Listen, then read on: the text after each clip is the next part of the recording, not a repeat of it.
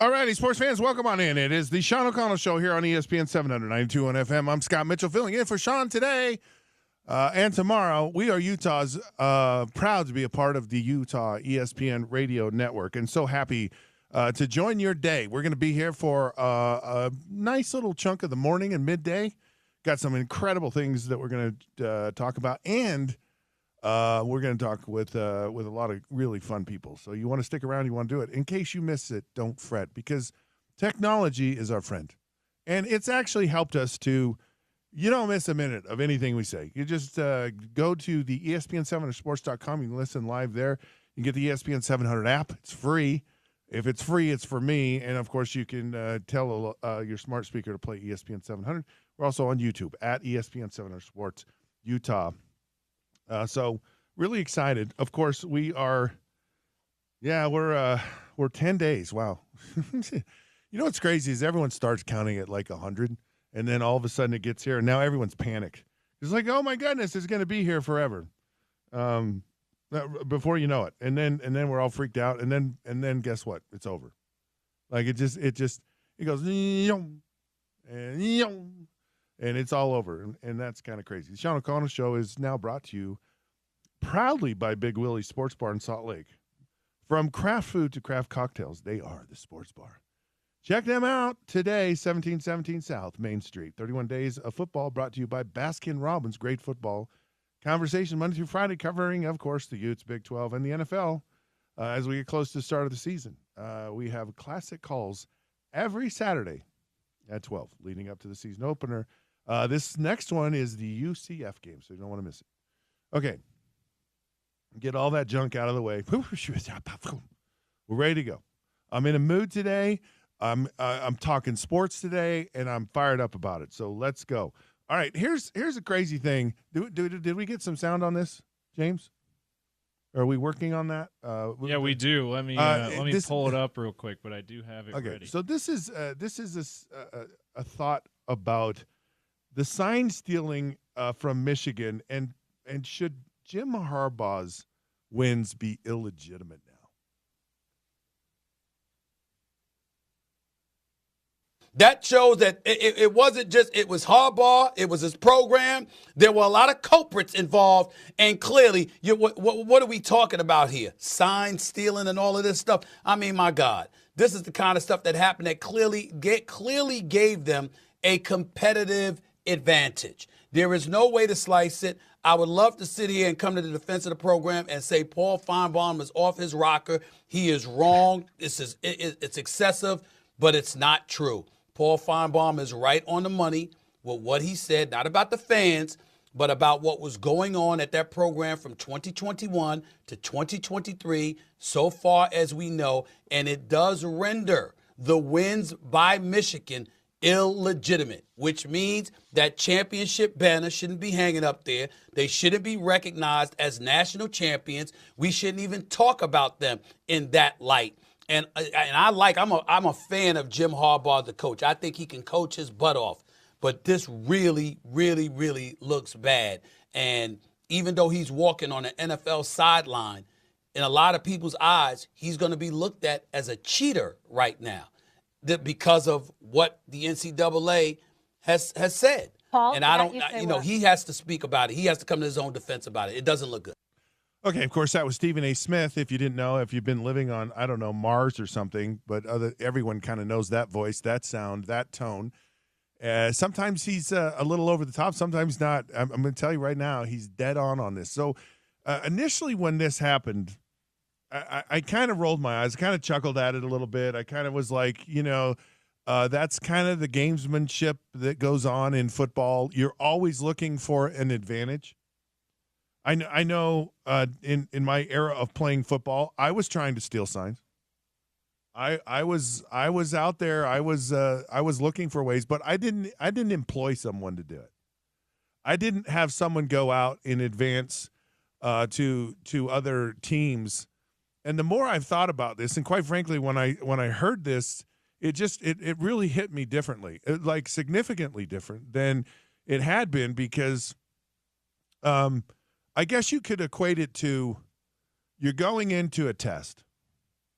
And when you have all the answers, you're gonna ace the test. Like if I went into a game, if I went into a play, and I knew what the defense was, like there wasn't any doubt in my mind what it was, because you don't know. Just so you know, you don't know, and you find out when the ball snapped. That's how it is in the NFL, and it's mostly how it is in college football. It's not like, okay, we're gonna line up everybody like this, and no one's gonna move, and we're gonna snap the ball, and everyone stays right. Like when you know, not only do you know the defenses, but if you're a defense and you know the off, like defensive guys will go to unbelievable lengths to find some tell sign. An offensive tackle with his butt up in the air. You know, if his butt is up in the air, that means he's going forward. Because if his butt is up, it ain't going down. And it means it's going forward. So that's a run, right? One of the telltale signs you run into. Look at the tackles. The tackles will tell you everything. And the other thing is, of course, the pressure. You know, you've seen that, and remember the Titans or whatever. I don't know. And when there's a lot of pressure on their fingertips, again, means a run. And I've asked defensive players, what does it mean to you to know if it's a pass or a run? And they go, it's everything. Like if we know what it is before the play starts, it gives us an unbelievable advantage. And you were always looking for this. I'm always looking for this as a player. How can I tell what car are you going to blitz? You know, do I have the right protection on? Is what you're doing going to just blow up the play we have? And if I know the defense, I call the perfect play against it. Quite frankly, if this is the case with Michigan, and they didn't win every game, that maybe they are inept, because if you have the answers to the test, and maybe they go, hey, maybe they faked it. Maybe they said, look, we cannot be perfect. Like we can't get 100%. You gotta miss a couple of questions just to make it look legitimate. You gotta get an A, not 100%. Yeah. You gotta lose to maybe Penn State somewhere along the line. Their national title year they went undefeated. Their national title year they did go undefeated. So I think Harbaugh just said, I've had enough. I don't want to play. I'm all out cheating. And so when I initially, because what I'm explaining to you is trying to steal signs, trying to gain an advantage. That's the mindset of football, right? At any level. The way you go about doing it is during a game. You try to read body language of players. You try to look over and read the lips of the coach. Players try to look in the huddle to read the snap count from the quarterback, because you're like where you are in the booth, James. So people can imagine James is behind. James is in a plastic bubble. I think there was a movie about that. I am the bubble boy. Yeah, we're not 5 yards from each other. Don't play Trivial Pursuit with me, Scott. I'm the bubble boy. I don't want to. The point is you're close. Like people don't realize what the view is from the field. Like you're close to the defenders. You see them. You interact with them. They're not miles away. When you're on the sideline or you're in the stands and you look out on the field, it's like, man, those players look like they're far away from us. When you get on the field, and I'm talking about when you're both in your huddles. Yeah, you're right next to each other, right? A few yards away. It's almost impossible to not pick up something that somebody says in the huddle. Now, you're in your huddle trying to listen to the play you're calling, and if you listen to some of these coaches, the plays are 4 minutes long just to call them. Yeah. John Gruden, right? And so you're trying to go, okay, what's my part? And you're listening. Okay, I got it, right? But there is with another ear, you're listening to see if you can hear anything from the other guy's huddle. Well, right? Yes. So you're trying to find, and guys will position themselves in the huddle so that they can be in an advantageous, I'm listening to you, but I'm also viewing them kind of place. I noticed, Scott, at least today in today's NFL and college football, like I think maybe in your era or before that, you did see the defense actually huddle up a little bit too. Yes. But nowadays they're not really huddling. No. Like the guy with the green dots just calling out the play. So you as the offense, if you have decoded that language somehow, you they're not trying to hide what they're saying. They can't hide what they're saying. They're trying to be in set position and call out the play at the same time. So it would be pretty simple if you already knew the code to know what the defense is intending to run. See, right? Well, right. So because you hear them yell it. Yes, and you do pick up on that stuff, and people try to change it up. They try to change it up in a game. Yeah. When they had the signals on the sideline, there was someone who had some kind of recognition, like his hat was turned on backwards, or he had the headset on, or he was the first guy in the line, or he's the last guy in the line, or whatever. Right. Or in baseball, they call it the indicator. When I touch this part of my head, or when my hat's like this, that means when I give the steal sign, you're actually going to steal the base. Well, otherwise, if I give the steal sign, you're not going to steal. It's kind of like an indicator, but what it is it's to know which guy I'm supposed to look at who's going to give me the play. Oh, I see. Right, but here's why they cannot huddle. And no matter how a play's called, it's a concept, right? So if you have a word like the West Coast offense was a word. Words meant a concept, like Z drive. Drive was a concept. Zorro was a they have all these different names. Why banana, whatever. And a lot of systems were like digits, like 545, 844, 626. And a lot of them kind of the protection. And now with just one back in the backfield, you can only go 6-man protection. That's it. Or 5 if you let the back out. So you're not getting into 7-man, 8-man, all these different protections. So it's massively simplified. And so you literally could just call out someone or just say drive, arrow, stick, you could just whatever. Smash, you just call, and they're all concept. And so everyone understands all the routes they run and how the routes complement each other. So everyone knows here's the main, like if it's Z drive, the Z receiver. So it's easy. But if you know this, I'm just telling you, if you know the play going into it, the only reason you should not succeed is just someone just falls over or misses an assignment or doesn't block, or you're doing it on purpose, like you said, faking it so that people don't suspect you already know. And which probably doesn't happen. And very as often. I think through this, right? As I think through this, and I think of all the different ways people have cheated. So you've got Deflate Gate, you've got the video gate, you've got whatever gate. And again, Belichick, and though. Well, he was filming. There was accused of filming the other sideline, and like Michigan, I don't know. They didn't say they were filming it, but they had a mole getting the code the week before. All you have to do, when everything wasn't technology, when they and college wasn't this way, like they signaled in the plays. I could sit on the sidelines without any advancement, and I'm talking when I was in the NFL. Yeah. So I'm a backup quarterback for the Miami Dolphins, and so I don't play, right? So when we're on defense, our offensive guys are sitting on the benches resting. Yeah. So you go over and you talk about the last series, blah blah blah, and then I go watch our defense play. But I didn't watch the defense. I watched the other team's offensive coaches signaling in the plays because I signaled in plays. Right. And we knew how, like, we had to shield guys. There was a linebacker that played for the Indianapolis Colts, and he'd just stare at our sideline, and he would call the defenses.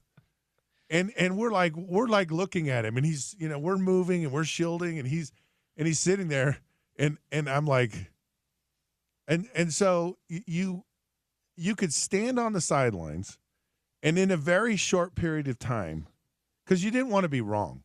You didn't want to go up to the defensive coordinator and say, hey, I know when it's going to be a run and I know when it's going to be a pass if you were wrong. Because if you were wrong one time, then they wouldn't believe you. No trust. Yeah, they're just like, you just don't know what you're doing. Which makes a lot of sense. You want to see a that call a few times to make sure that it's not a dummy call, make sure that you saw it all right. Warren Moon and the Houston Oilers were the easiest sign stealing team in the world, okay?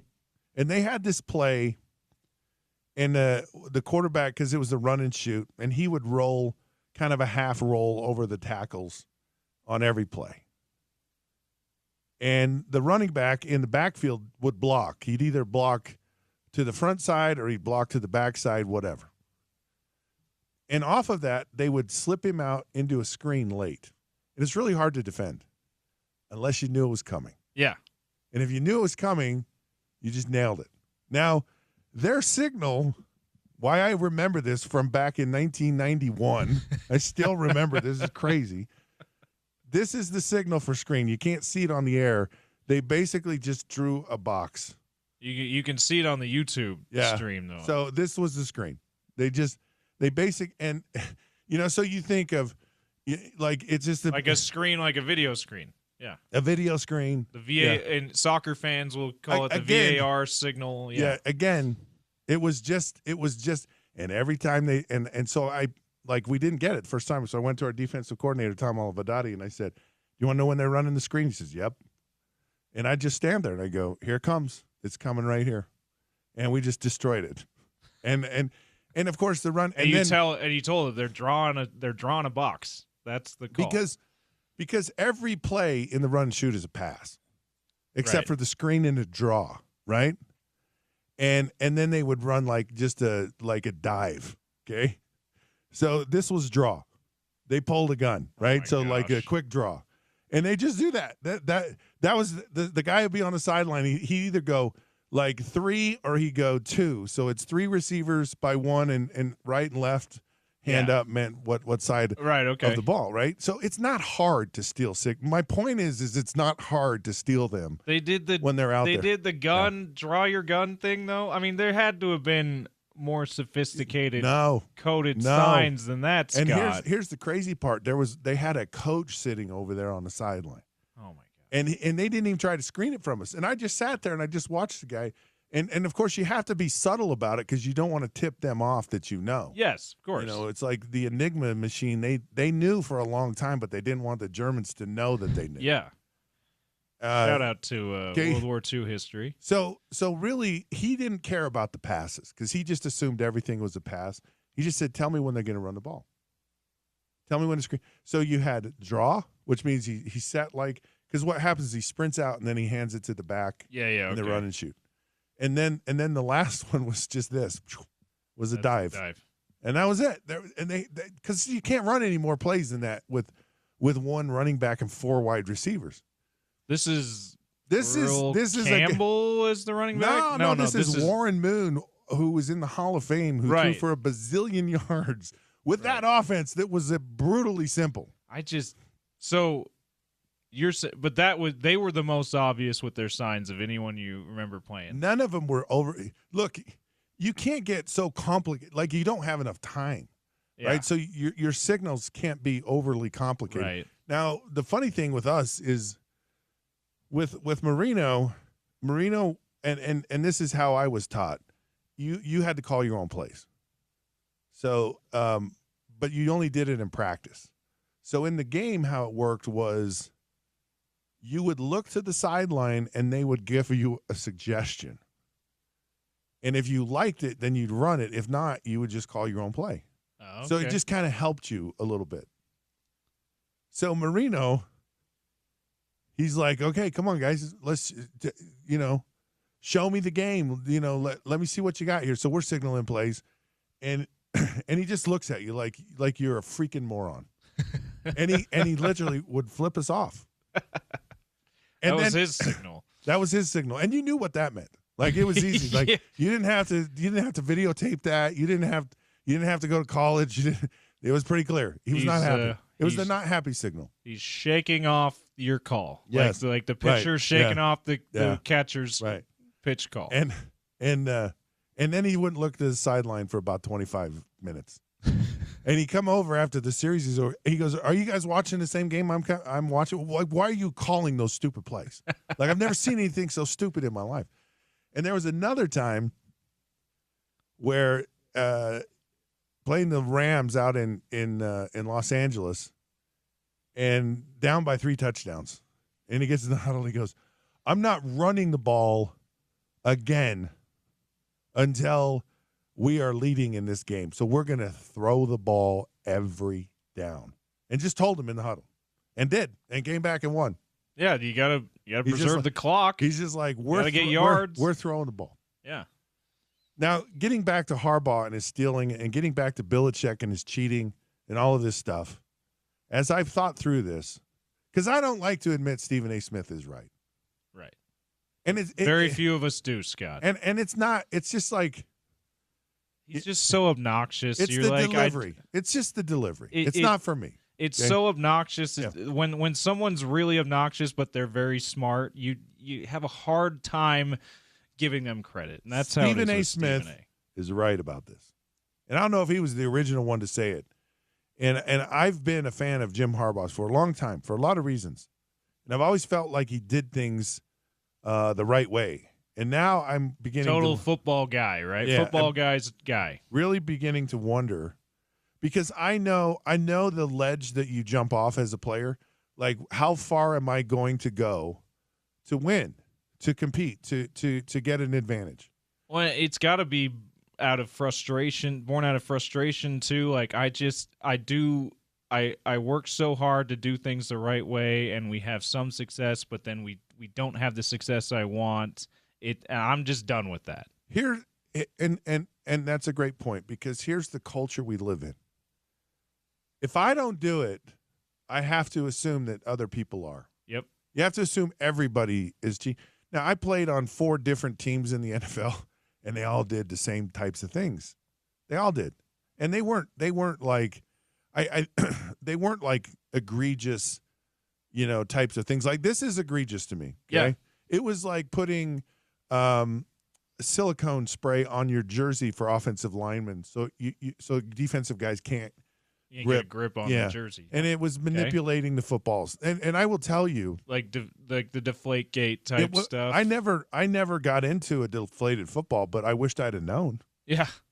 I'm like, wow, if that's helpful, I could totally see that being helpful too. I'd heard around that time when Brady was being investigated for that and then suspended for that, I remember them talking about Peyton Manning in particular being a guy, and probably every quarterback, he would rough up the ball. Oh, that was standard for every team, everyone from the beginning of time. Yeah, so they brought that up as an example of, like, the ball gets manipulated. Yeah, not like that. Yeah, not quite like that, but it gets everybody manipulates the ball in some way. I think pitchers, they're very sensitive to it now, but pitchers from the beginning of time would manipulate the baseball. I remember John Smoltz talking about it might have been on the Dan Patrick show, how there was like a indentation that got on the ball, and which helped him grip it for his curveball or whatever, better slider, curveball, whatever. And he remembered when he would notice that, he remembered getting pissed at his catcher for throwing the ball out. Well, that's my good ball right there. What are you doing? Hey man, I'm winning because of that ball right there. So anyway, and you think amazing how many similarities there are between football and baseball in any imperfection on a baseball. Yeah. So if you had a long fingernail and you could actually dig some kind of scrape or something in a ball in your hand, because the balls get exchanged quite a bit. So I think they do it. They do it way more often now. I don't even think they let you throw the same ball back. But back in the day when Smoltz was pitching, when you were playing baseball, they absolutely. And so getting back to this whole culture of, if I don't do it, I'm going to be behind. Yeah. And now here's another side of this that's hard, because, like, coaches get fired, coaches get hired, careers are won and lost. Like if you look at Jim Harbaugh, wins a national championship at Michigan, knows probably what's coming down the road, but he does it, and he's able to parlay it into an extremely lucrative coaching career.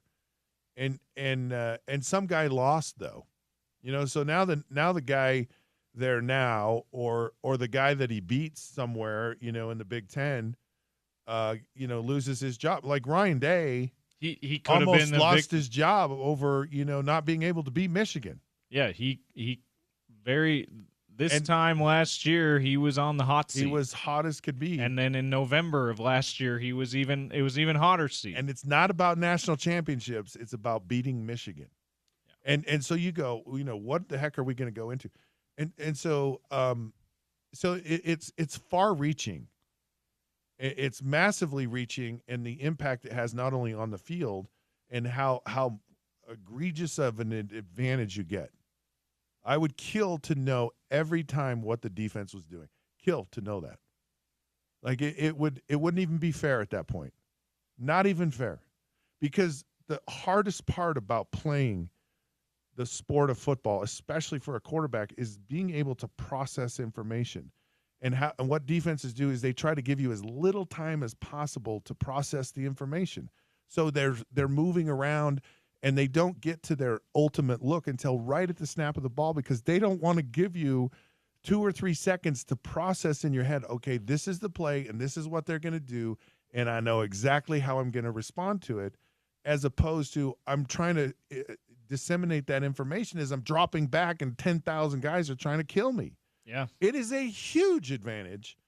And they're absolutely this whole thing, because I want to touch on this just for a second. Can we do that? Yeah, we've got time. Okay. Another minute or so. So this is, it's the worst possible sin you could have, in my mind, as far as the impact it has on your team, on the other team, on everyone involved. And now that I said what I was trying to think about what I was going to say, I totally forgot about it. I don't even know.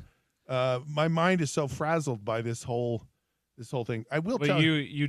I think the main premise was you agree with Stephen A. that this is an illegitimate championship, and it probably. I think if recruiting violations like Reggie Bush getting a car and an apartment was enough to vacate the 2004 USC national title officially, like, this absolutely should be enough to vacate Michigan's 2024 Thank you national for saying title. that, because now I remember what I was going to say. So what you have is you have a game that's built on the popularity of its teams, its coaches, and its players. And so, like you mentioned, Tom Brady, it's like, okay, Tom, what you did was really bad.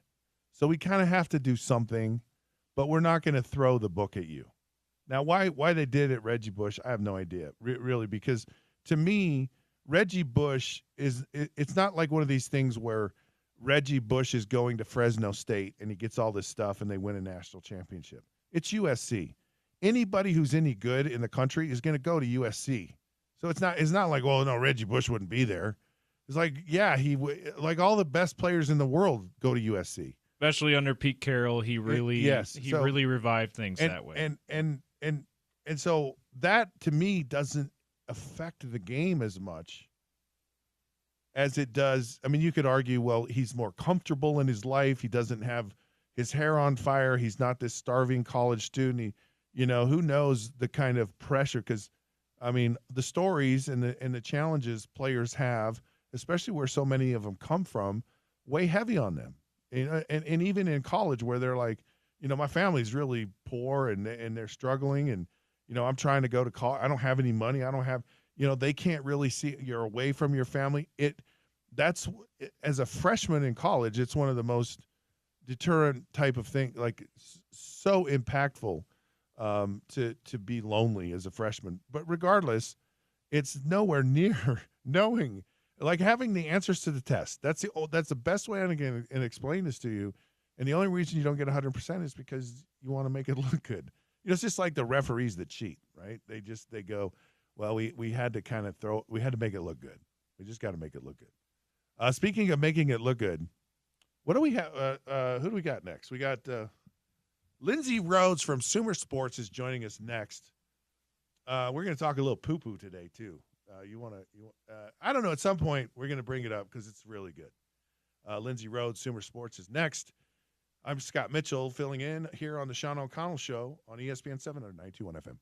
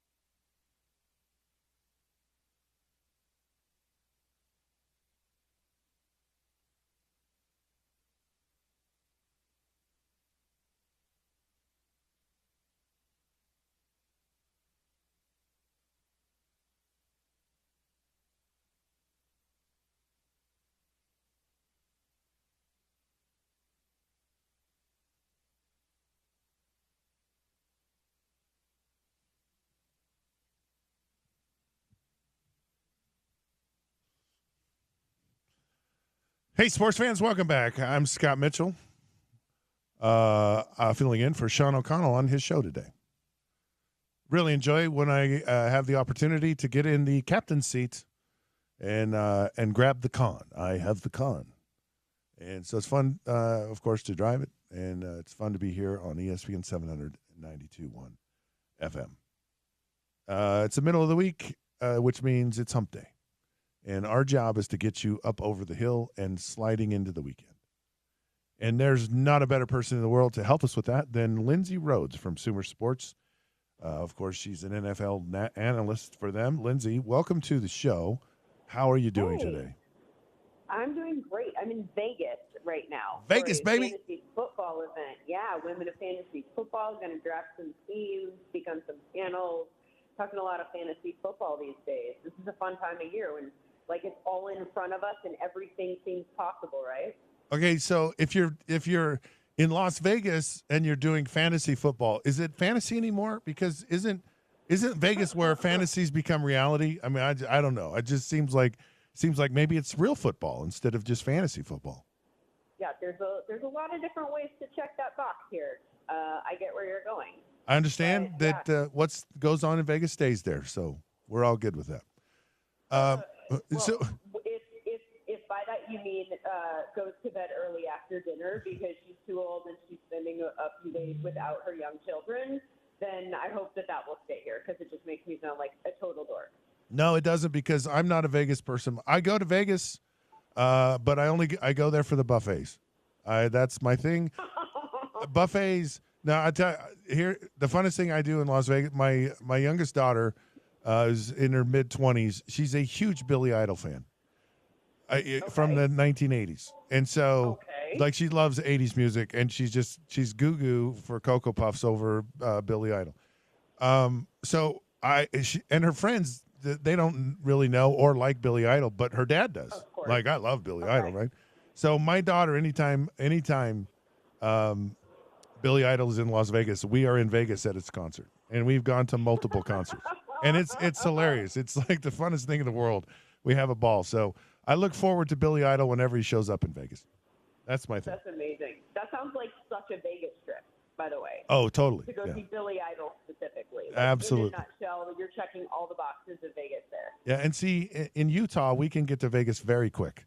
Like, it's easy for us to get to Las Vegas. In fact, it's too fast because we all get in trouble because of that. So it's not a good thing. All right, let's. I'm curious about fantasy football. I'm not an aficionado. Like, I don't get involved in my oldest son. We need to turn you.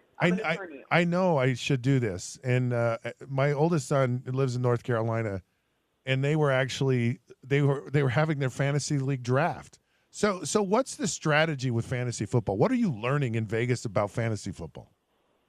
Well, I don't know that what I'm learning in Vegas is just by talking to other people who are doing fantasy and kind of like getting a wisdom of the crowd type of, consensus. And also, the more you talk to people about fantasy, the better idea that you have of what people might do in your own draft, and then that helps you maximize value. The name of the game in fantasy is trying to put together a roster where you have maximized more value on your roster than other people, right? Because you're doing a draft, and so you are trying to take advantage of positional scarcity, upside, floors. Like, I look at it as the reason I like fantasy so much is that I like roster building, period. Like, right. I'm a puzzle person. I'm a games person. I like competitive things like that. And I like the fact that you can build a totally different team with the information that's out there and try and find edges or come down on somebody that you think is going to be better than everybody else necessarily is onto right now. In fantasy, we call those sleepers, and just try to put together the roster that is a better roster than everybody else. I think that the puzzle composition or portion of that is really fascinating to me, and kind of puts together a lot of different, obviously football, and then like the gamification of it, which I think is fun. Yeah.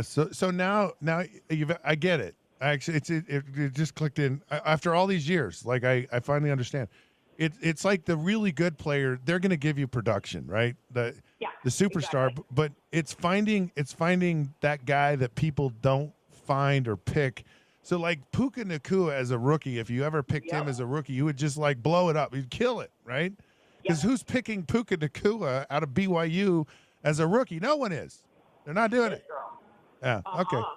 So, but Puka's a good example. Bucky Irving last year is a good example. And those were two people that if you were really, really hyper paying attention, there were signs that it was coming from both of them. See, Bucky Irving, for instance, goes to a team with Rashad White, who had been very, very good, but I think had been propped up by volume, the opportunity, the fact that there wasn't another running back there because his rushing efficiency was actually very poor. He was very good in the receiving game, but I circled that and said, if they bring a running back in the draft this year, and particularly somebody like Bucky, who checks all the boxes and is potentially a 3-down type running back, then now that's somebody who might actually see the field and have an opportunity. So nobody's going to roll the dice on him really early in draft because he's a rookie. He doesn't yet have a defined role. But if you know what you're looking for, you can say there's a strong chance that he sees the field. They drafted him for a reason. They had a hole in their running back game, and it's possible that they specifically went out to try and find somebody who could fill that. And as it turns out, that was the case. Where Puka is concerned, one of the things that I'm always looking for at this time of year is signal from training camp that is not specifically linked to one or two highlight plays that go viral. That's looking in the wrong place. You want to hear what people are saying from camp that is being volunteered, not asked about. Like, not the answer to a question about, like, if somebody says, how is that rookie Puka Nacua doing at camp today? And then they go, oh, yeah, he's really good. Here's how he impresses me. You want to hear his name come up when he was not the question was asked, right? And then you go, and then this person's running with the first team a lot, and you know that means that the role and the opportunity is there. So those are the two things that I'm really looking for to kind of, when I'm further down the board. Like, for instance, there's some running back rooms right now where adjusting from an efficiency standpoint, they haven't been particularly strong. And so I look at it and I say, okay, there might be an opportunity there. In Chicago, for instance, you've got DeAndre Swift. DeAndre Swift was not, running backs are very tied to their environment. There's no ifs, ands, or buts about that. And the environment was not good in Chicago last year for sure. But DeAndre Swift was not efficient. DeAndre Swift also was let go by Detroit when Ben Johnson was in Detroit. Remember that Hard Knocks when they kept telling him to hit the hole and he kept pushing it outside and then they traded him to Chicago? There's reason to believe that there might be opportunity in that room, right? Ooh. So I've got Kyle Manangi. I don't even know how to say his last name. But that running back that they drafted, even in a later round this year, because running backs get pushed down the draft. It doesn't even matter what round they go in. I mean, if you go in the first round like an Ashton Jinsey, they're going to work you in. You have a big role. That's guaranteed. Yep. But if you can go in the 6th round, you can still have a role on a team because running backs just get pushed down the board for a bunch of different reasons. And so if you land somewhere where there is opportunity, that's what you're looking for in those later rounds. So I was this was actually a question I had. So we're bouncing between fantasy and reality football here. And by the way, that's what fantasy does, by the way. Yes, and your subconscious, just so you know, your subconscious doesn't know the difference between fantasy and reality.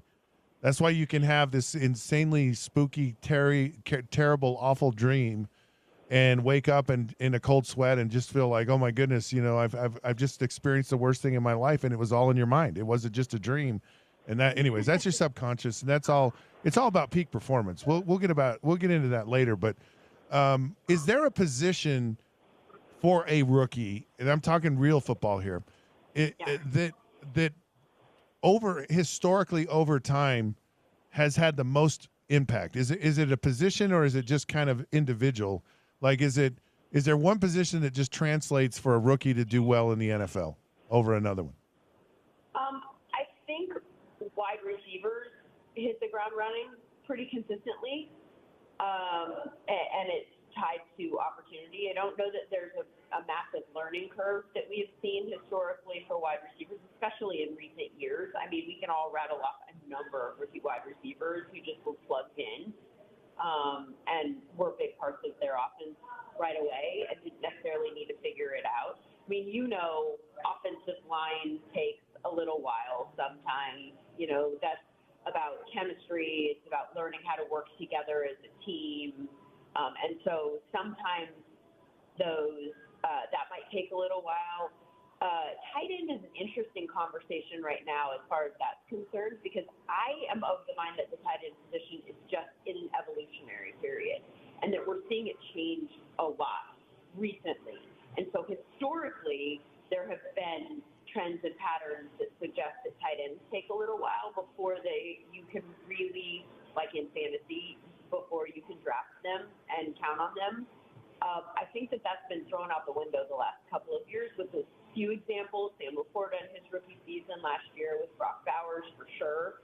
I wonder if that's just not that we're seeing tight ends that are coming out that are so versatile and such good pass-catching weapons that there are guys that are able to hit the ground running. I wonder, like before, if you needed a tight end, if offenses traditionally used the tight end more as a blocker, and now you can have a tight end. You could even go with a 12 package with two tight ends on the field and have one that is more of your blocking tight end and another guy that you're sometimes lining up in the slot. And sometimes, I mean, we've got Elijah Arroyo, who's a rookie tight end in Seattle, who some of the headlines during training camp, some of the buzz coming out has been that they've even lined him up in the X, right? Like, so when you hear about stuff like that, and you've got teams that are drafting tight ends who have more of a pass catcher background than a blocking background, the Chargers drafted a tight end in this past year's draft, Gadsden, who had just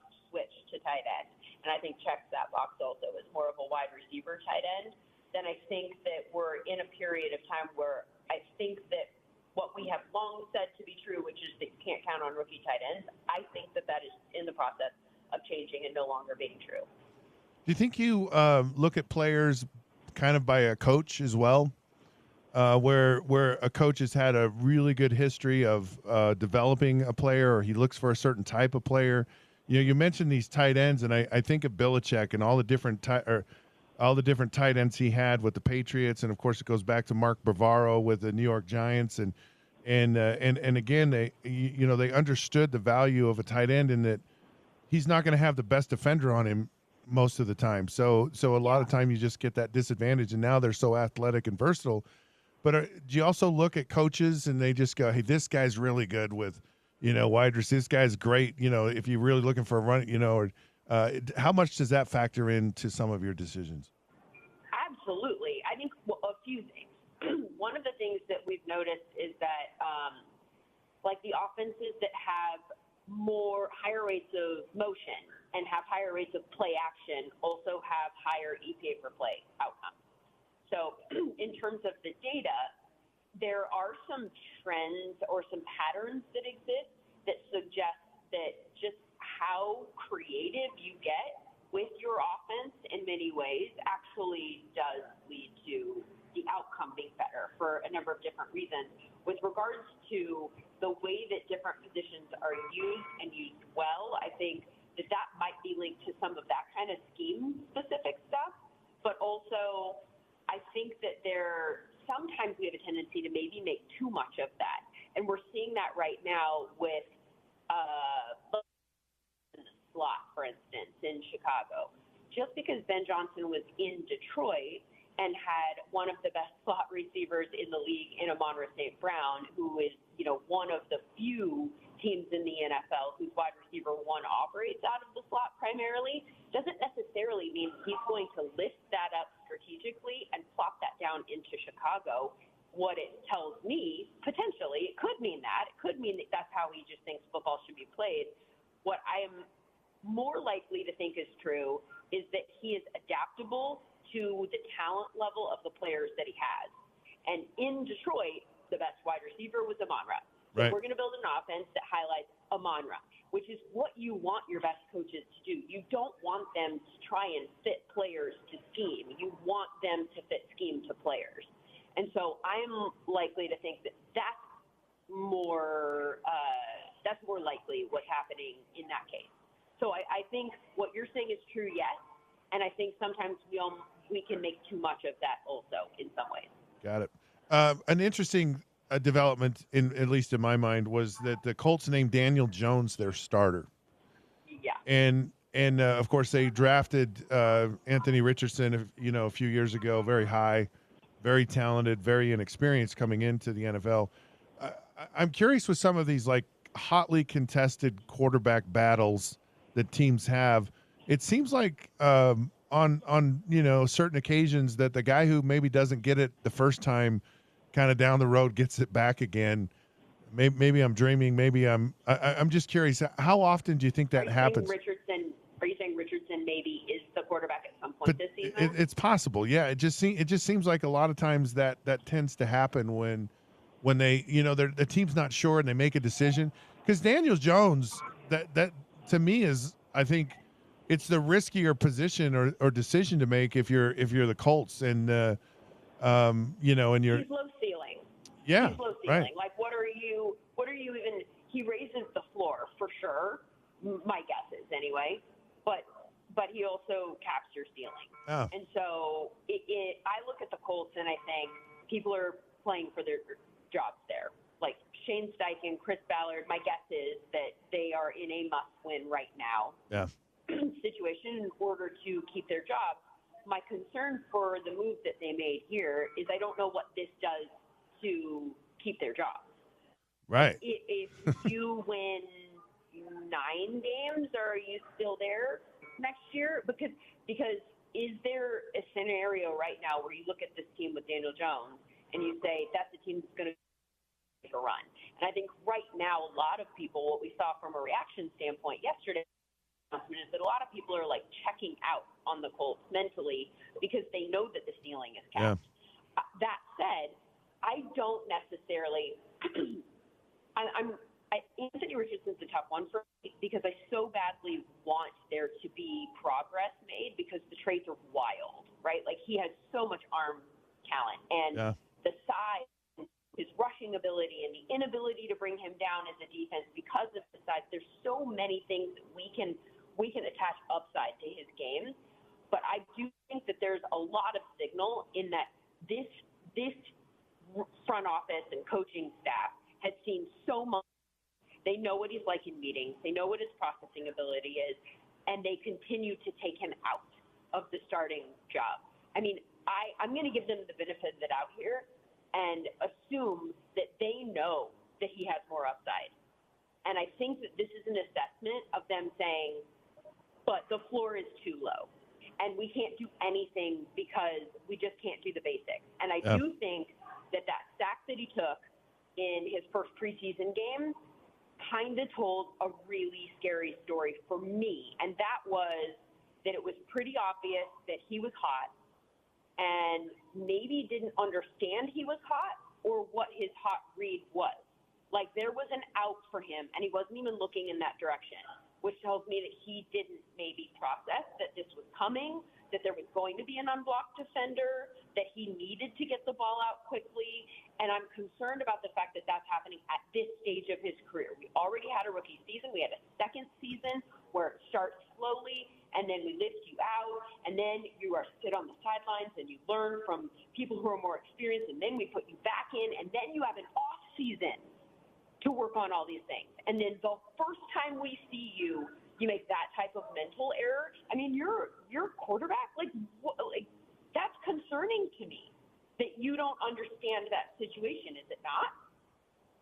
So I was in a situation back when I played for the Cincinnati Bengals, and Achilles Smith was quarterback. Extremely talented, very athletic. He could do a lot of great things running, had a strong arm, but that ability to process and really get things in a complex way just wasn't there. In fact, we went into, I think it was his second year in the NFL, and we went into training camp, and we only threw 5 passing plays. We just figured if he can just do 5 plays, we'll be okay. And it hurt us across the board because you go all through training camp, and all your defense is seeing is 5 play. They're not getting that diversified type of look you see from so many NFL teams, and then it hurt the offense later on, and Achilles ended up not even playing. So very, very challenging. All right, Lindsay, I gotta go, and I don't want to go because this is a fun conversation. I'm very, very so.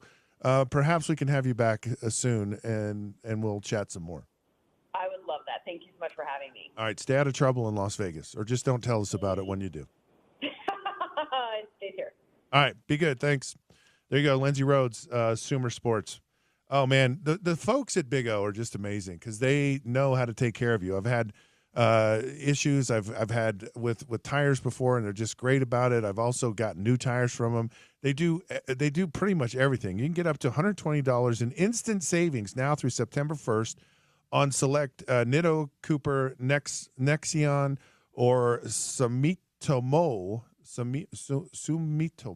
tires. Sumitomo. Big O's is your one-stop shop, and they really are before you hit the road on your next road trip. And, hey, we're all road tripping, right, because we're going to Vegas to fantasy football. Stop in for tires, trailer brakes, trailer tires, brakes, air conditioning services, free flat repairs, oil changes, tire rotations, custom wheel and tire jobs. We love those, by the way, batteries, and so much more.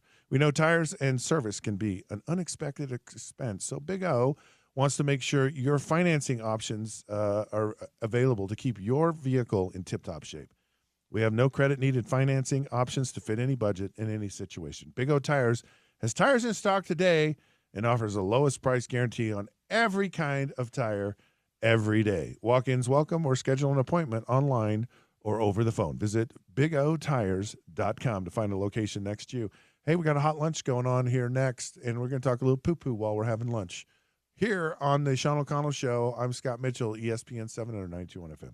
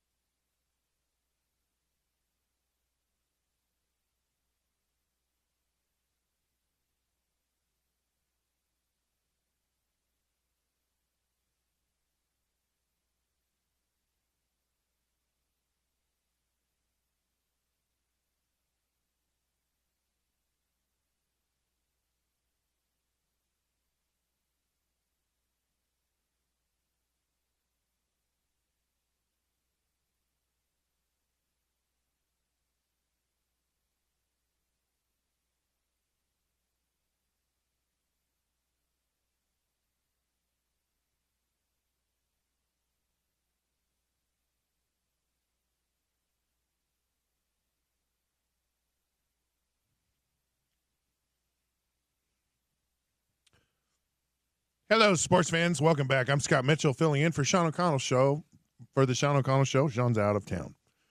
Always fun to do it. We're Utah's #1 sports talk, and we're going to try a little experiment here about multitasking. So multitasking in some regards is it doesn't work.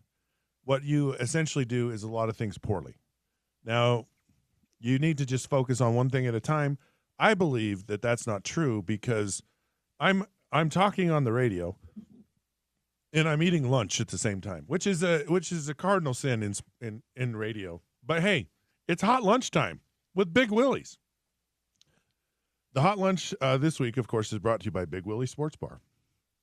And this is so good. They brought us a pepper steak with onions. Tender steak served with crispy golden. And it's very good.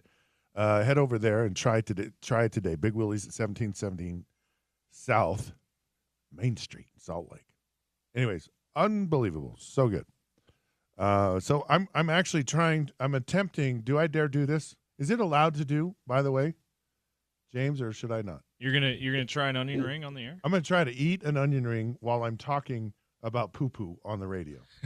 So here we go. All right, you ready for this, folks? Maybe a small bite, and then we can play the clip. How about that? Let's do that. Here. Oh, yeah. Oh, so good. Wow. All right. This is Lenoris Sellers talking about offensive coordinator Mike Shula's unusual way of calling out his players. Yeah, it's just like Cass to like poop, and he's just like, you just took a dump right on my desk if I do something bad. So he just be like, if I do something bad, he like, just go get the dump off my desk, and like he makes us put it on his desk. He's like, that's what you just did to me. So I mean, if you do something bad, that's usually what he does. Okay, there you have it. Poo-poo on the desk. Now, I know Mike Shula very well. I know his father very well.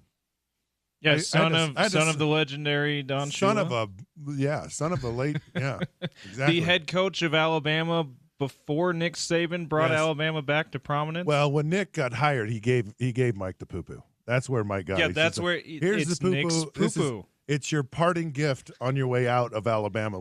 He said, "Get this off my desk. This is what you did to me." Let the adults take over the program now. That was a pretty good move. That's where he got it from. And I'm a big fan of Mike Shula. Mike Shula has been around. I mean, he started in coaching. He was a quarterback at Alabama, just a little bit ahead of me in life.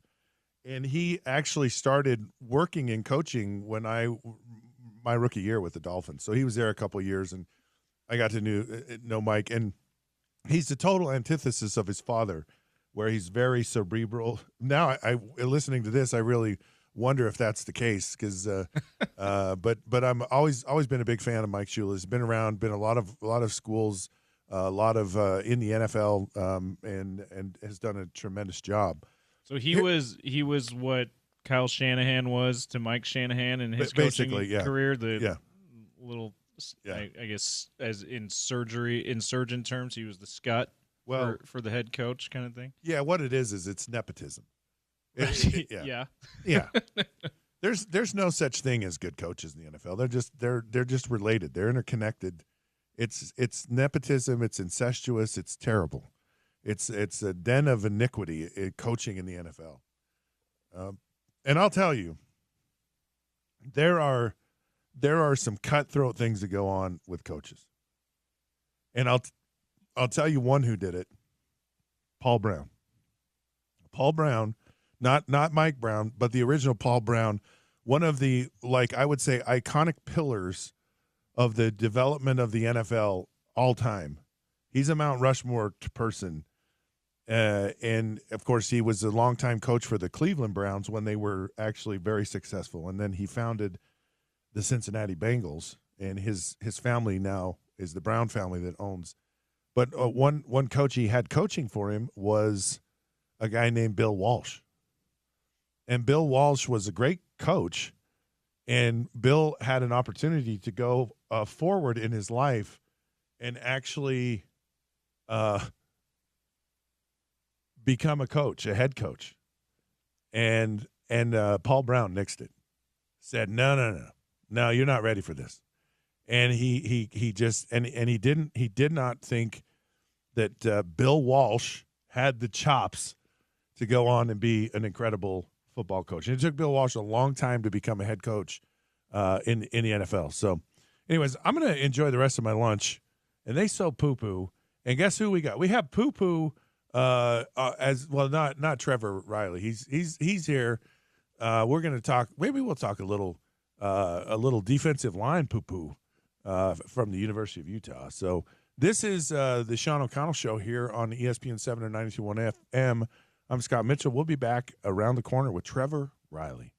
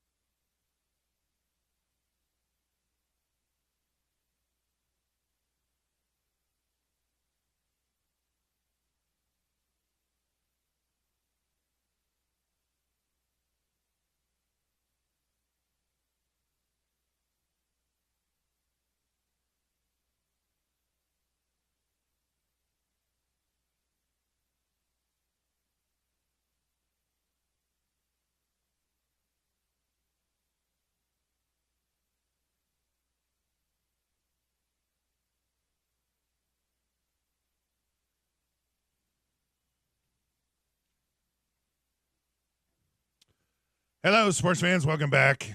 I'm Scott Mitchell. This is the Sean O'Connell Show here on ESPN 792.1 FM. Of course, we're proud to be a part of the Utah ESPN Radio Network. We're Utah's #1 sports talk, and of course, we're the home of the Utes. That's a lot, and we are a lot, and we bring it. And don't fear if you miss part of it, because technology is a beautiful thing. Technology allows you to not miss anything. In fact, technology will let you see it before it actually happens. That's how advanced we are these days. Like, it's such a big deal. So go to ESPN700sports.com. Stream us, ESPN 700 app. It's free. Put it on your phone. You can walk around. I have people, my people, in Portugal listening right now to this show. I have people in Florida, all over. People love it. So go do it. In fact, you're fired if you don't. Okay, so join us. We are excited right now because I'm excited. So we have none other than Utah legendary football player, NFL player, Trevor Riley is in the studio. Like, he's literally in the studio. He's looking at me right now, and he's looking at me rather almost like a tiger looks at you as it's kind of just, it's like moving back and forth, because that's really the first question I want to ask you, Trevor. How much do defensive guys really hate quarterbacks? Okay, so I'm coaching this Islanders team. We're working on tackling. And Yes. we went live with the quarterback, right? Would you give him a little taste? Why do you do that? So here's the thing. Give him a little They taste. still tagged him. Okay, so here's what I went to the sideline. I said, guys, listen, when a quarterback runs, there is no breaking down. All right, we're trying to go full speed and hit him however you want. But we don't break down against QBs, all right? We're going to go full speed, dude. We're going to take a shot. And to your point, that's how we feel about QBs. If you get out of that pocket, I'm coming for your face, dude. Okay, but what about when he's in the pocket? Like, what about when you're off the field?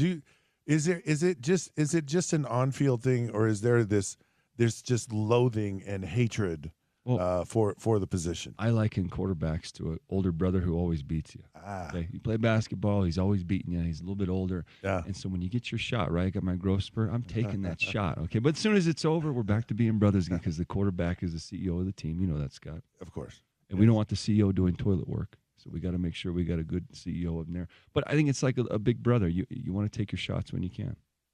And, of course, Utah has been without a good quarterback the last couple of years, and you've seen how that turned out. Yeah, that was a good thing. Somebody killed me on Twitter the other day. I said that Utah killed Colorado defensively. If you watch the tape, which I did, went back to University of Hawaii with their coaches, we watched the tape, and I was on the sideline. We out-schemed them. They just made a few plays on some scramble drills, right? And so when you talk about quarterbacks, we couldn't get off the field, all right? Or the other word would be we were not on the field enough on offense. Yeah. And so you're defending the whole game. You know how that goes. That's Utah's MO. When we're average, we defend a lot of reps. Yes, you do. And then get tired at the end of the game. Yes, we're big, all right? We're a big team, and we like to bully it. And so if it gets into a game where we can't score, those are tough. So basically, you're a heavyweight fighter, and if it gets to the 12th round, oh, dude, we're in trouble. You're going down. Which is an interesting comment, because I've been doing the color analyst for Utah now for 8 years, and you see the defense play so well so often, and then at times you've seen the offense struggle. How much does it play into your psyche really as a defensive player? It's like let's just say you lose your quarterback. Do you know it's over at that point, or are you trying to put a good face on it, or do you care? What kind of impact do you have when your quarterback is just gone? Rex Ryan used to have a saying, let's do something on defense so the offense has to beat us left-handed. And when we lose a quarterback, I liken that to that. Now we're playing left-handed a little bit. Now, that's not to say. I am left-handed. Oh, and there you go. So we're playing right-handed. To each their own. But I lost to a backup in the Super Bowl. Nick Foles, all right? So I was on one of those teams where Hostetler, Foles, Dilfer, they don't start out and they finish. It happens, okay? It definitely happens, Scott. Yes. And you were a backup for the great one, for Dan. Yes. And so you weren't a bad option behind him. But at the end of the day, you're looking at the macro thing. It's usually not a good thing. You want to finish who you start with, ideally. Right. Yeah, it's a big deal. So fall camp is kind of wrapped up or wrapping up, right? How did you get through fall camps? What was your kind of focus? How did you get through them? And one of the things, well, I'll let you answer that, and then I'll just follow up with this other question. So how did you get through fall camp? I would say fall camp, I was married for 3 years. That helped. Coach Witt, he used to send the married players home. Okay, you can thank Tony Bergstrom for that. Thank you, Tony. He asked for it. But wait. So if you were married, Coach Whittingham would let you go home. Yes. Did you have people kind of like when they had the draft in the early 70s, they went to Canada or they got married, so they didn't have to go. So you just got married, so you didn't have to stay at camp. We were draft dodging those 2-a-day dorms. Okay, I got 2 years of those when I was a freshman, but Coach Witt was, that Utah and BYU kind of special animals with that, with the married guys, return missionaries, and all that. Yeah. But I mean, I would say I'm the last group of 2-a-days. They ended them after my senior year. Yeah. So I would say I was with you, Scott. I know that maybe a little tougher when you were there in the 80s, but I tasted the 2-a-days and a lot of ice baths. You stretch. John Pease used to say, go sit in the creek. He used to say, go over there and then up in the canyon there where Brighton is, go sit in the creek. But I think I tell all my guys this one thing: you should run a mile a day. A mile a day. And I'm telling you, that makes a difference for the athletes, right? Maybe not the big guys, but if you run a mile a day, those hamstrings and soft tissue injuries don't happen as much. Really? It's proven, man. You get endurance, right? And those hamstrings, it carries you through the season. That's very interesting. I didn't know that. I've been educated by Trevor Riley in so many ways already today. So the other thing, like camp's long, right? And in the NFL, you at least have games. In college, you don't. So is there ever, do you ever get a sense, were you ever on teams or even yourself where it's like, we've practiced ourselves almost too much and we're stale? We've over practiced. I think that's happened, especially, we talked about in the NFL. Can you imagine we used to have 4 preseason games? We used to have 6. We used to have 6. It's crazy, man. Yeah. But I would say that definitely by, this week right now, Utah, the guys are they know all the cadences, right? If you're a defensive guy, I know the cadences. Okay, we're in 2 high, we're rolling to 1. Whatever our proclivities may be, I think that it gets a little stale at the end. I think a lot of times teams, the last couple of years I've been working with, they start game planning 2 weeks before sometimes. Yeah. Do you like that? That's a little tough for me. I still like to compete all the way through. You'd like to see the competitive stuff go all the way through. But I can see the point there. They don't want to get it too stale. I think, Scott, now, and you'd be interested in this, I'm interested in this, they don't tackle that much like they used to. That's weird. Yeah. It feels like it kind of it carries over in games to me a little bit. Oh, 100%. You just see where you're like, whoa, wow, you shouldn't have missed that, and because that's kind of a staple with a Kyle Whittingham team, that there's like they do tackle and it's a big deal, and you just saw some at times some uncharacteristic misses.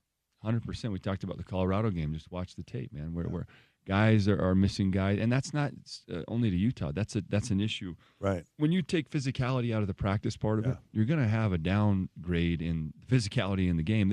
You can't say, hey, you practice how you play, and then you don't practice physical. You expect to be physical. That's just something that happens. It happens if you practice it a little bit. Now, we can overcome it, but to your point, Scott, we're seeing a lot more open field missed tackles. The athletes are getting better on offense. Right. The offenses are crazy. 7-on-7's like AAU basketball now. Well, what you're seeing is defensive players actually want to go play offense. You got Lander and Smith Snowden and Travis Hunter. One's the Heisman Trophy because he played both ways. How do you think he's going to do this year? What do you think he's going to play? I'm a big fan of the player that kind of wants to break the mold. There's so much of this. We've just done it this way forever, and so it's the only way you should ever do it. You should never change. You should never evolve. And I think of so many things, like some of the things you're talking about, where the changes have happened, and maybe they've been beneficial for certain position groups and not others. Like there's this argument that Von Miller says, Tom Brady's not the greatest quarterback. It's Peyton Manning.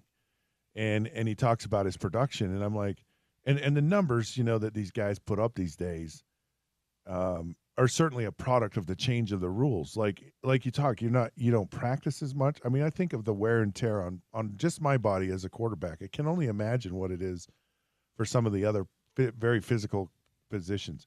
So there's no, like you said, there's no tackling. The rules have changed. So someone's not trying to murder you every play at quarterback, and the rules have changed for these defensive players where a defensive player is playing left-handed, by the way.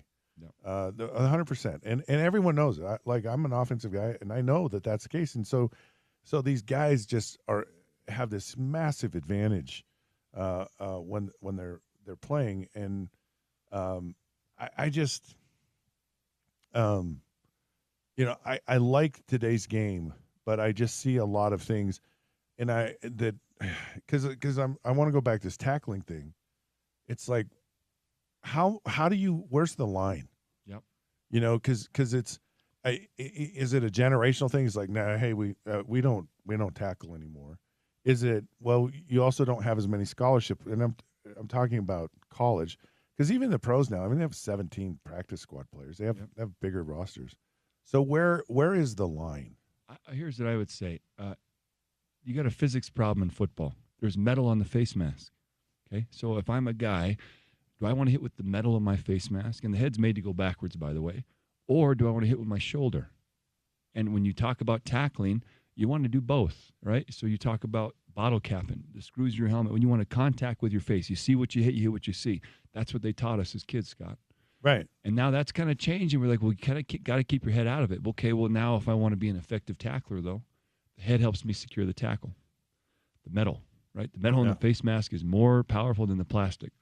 And not only that, it's just you get more force, right? In the center of your face, when you get all that energy right through there. And so you're taught that. That's how I was taught. In youth football, they say heads up football. They're teaching that heads up. But again, Pete Carroll comes in with the, you don't go head across the body. On an angle tackle, Scott, you're scrambling on the sideline. I'm coming from an angle. Right. They used to teach us you get head across. Yep. Secure. Now that we know that's going to be a concussion zone here on the temple. So now they're teaching head behind, right? Little rugby style. So at the bottom, they're teaching different rugby types of tackles where you want to kind of, if you watch a rugby game, they don't ever use their head.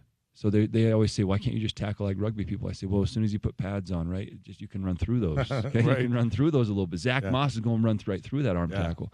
And so it's this dance you do between old school and new school. Belichick was obviously old school, and I played for him. Rex was.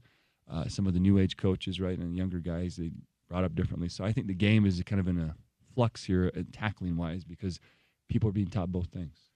And the fascinating thing is it always comes down to blocking and tackling. I mean, that's the game. So figuring out, where that line is, I think goes a long way to your success as a team. So I had this conversation earlier in the show, and when it initially happened with Michigan and the sign stealing, and I'm really curious about like how much sign stealing did you do as a defensive player? Like, what kinds of things did you look for or try to find? Okay. Or what things were you stealing during a game or whatever?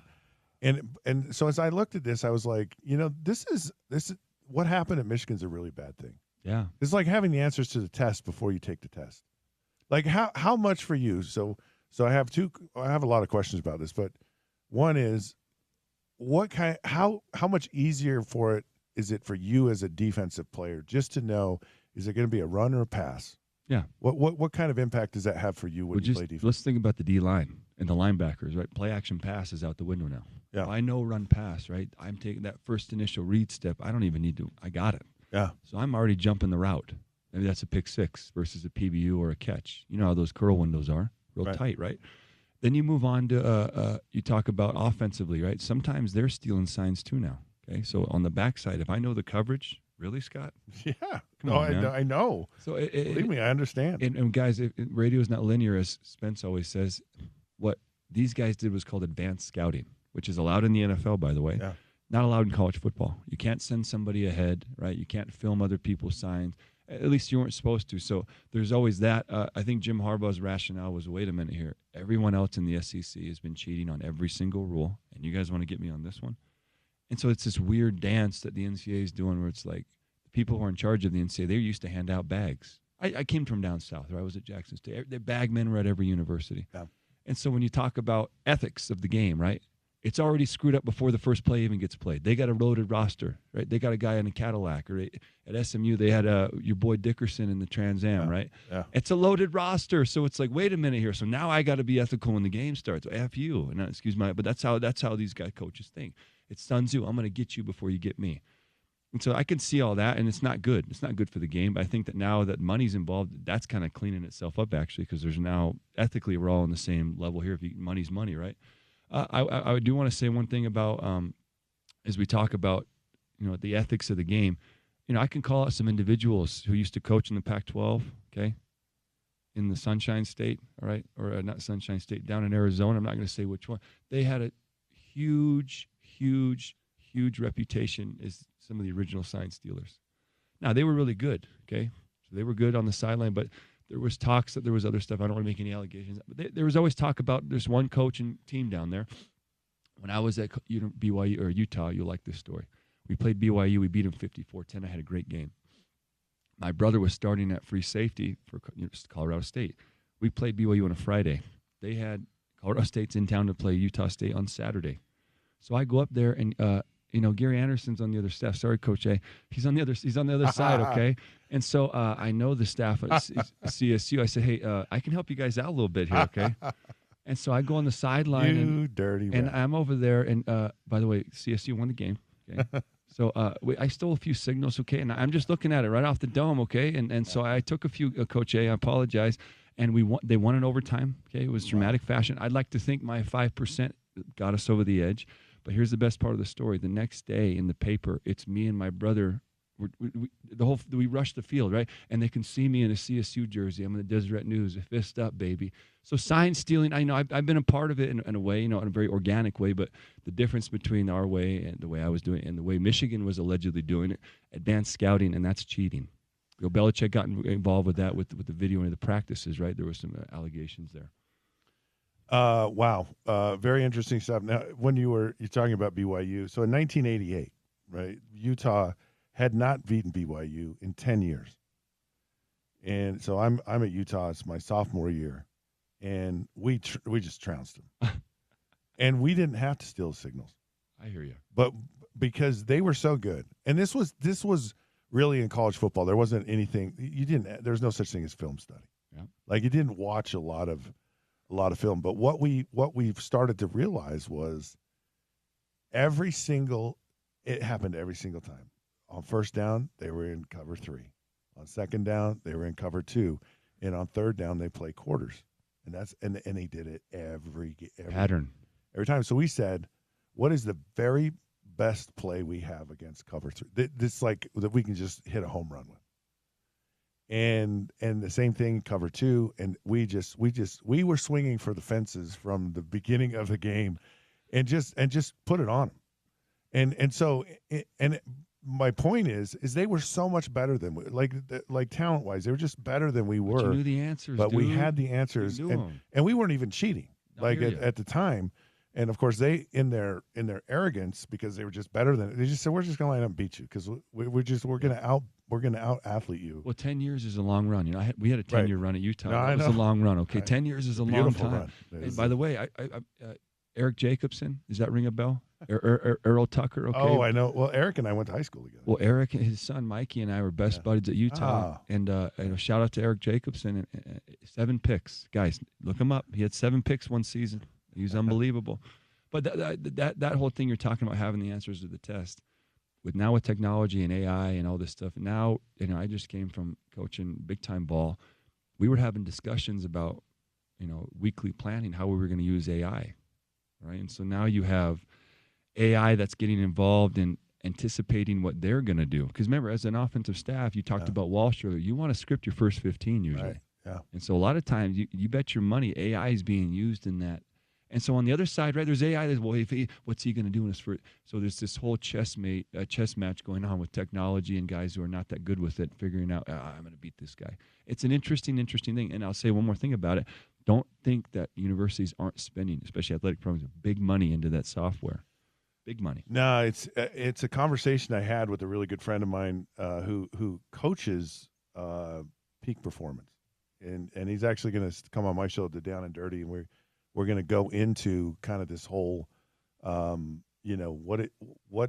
does it take to get your mind really right, and how do you find that balance to in order to create your best performances.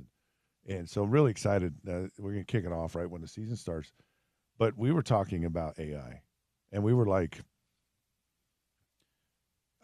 imagine teaching someone the absolute perfect throwing motion. Yep.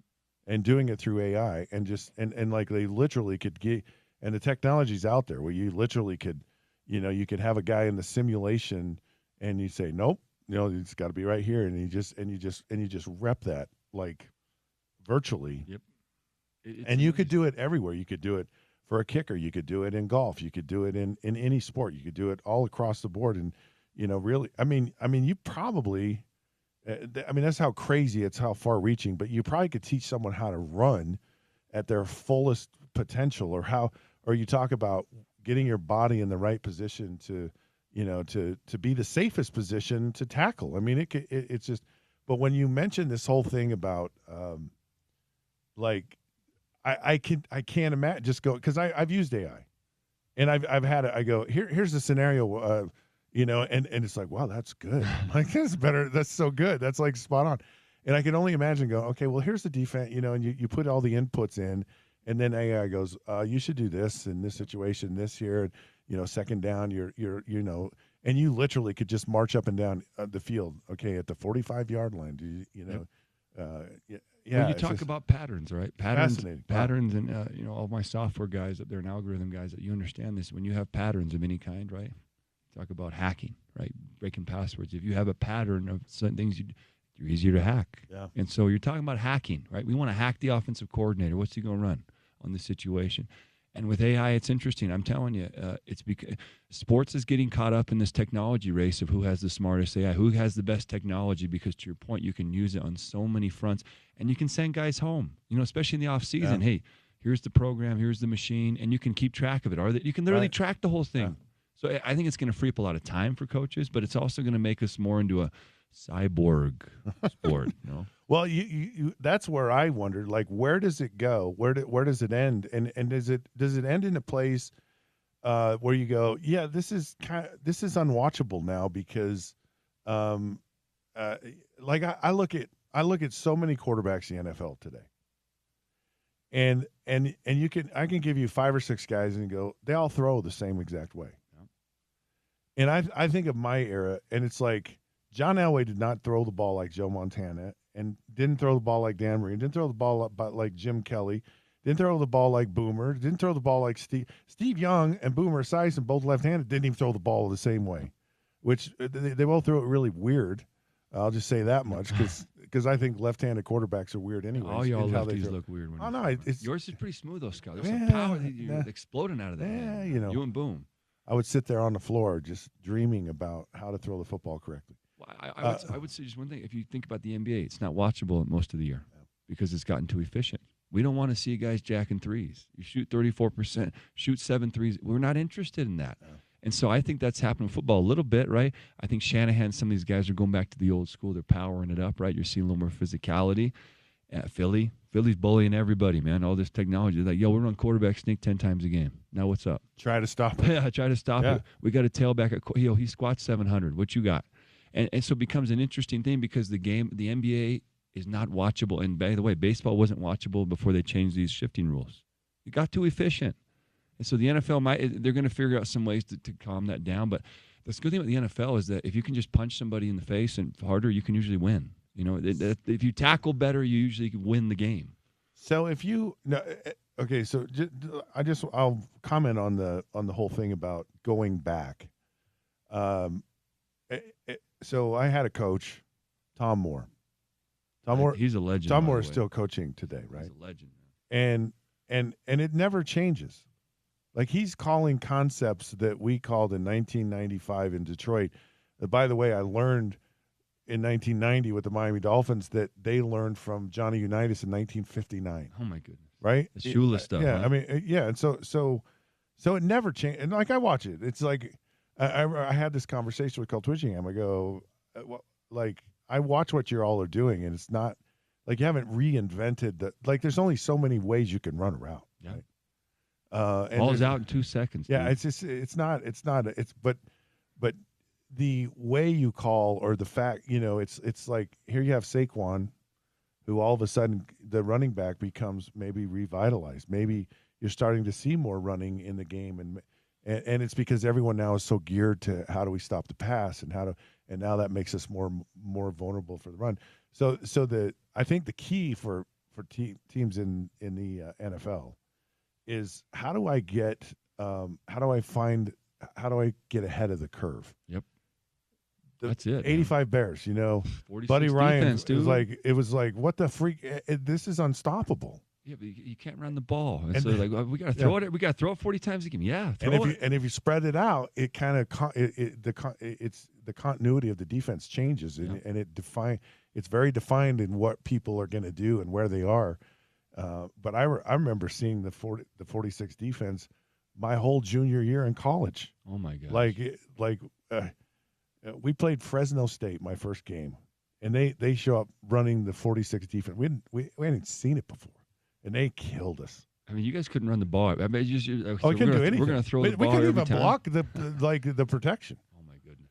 And it wasn't complicated, but we'd never seen it. And so the next week we go play Nebraska, and Nebraska lines up in zone defense, and we lose, late in the game by like 3 points or so. It's a very close game, and so teams go, okay, well, the way to beat Utah is to go run. So I saw the 46 defense every week. Oh my goodness. The rest of that year. And guys, just to put things into perspective, that defense ruined football for a year.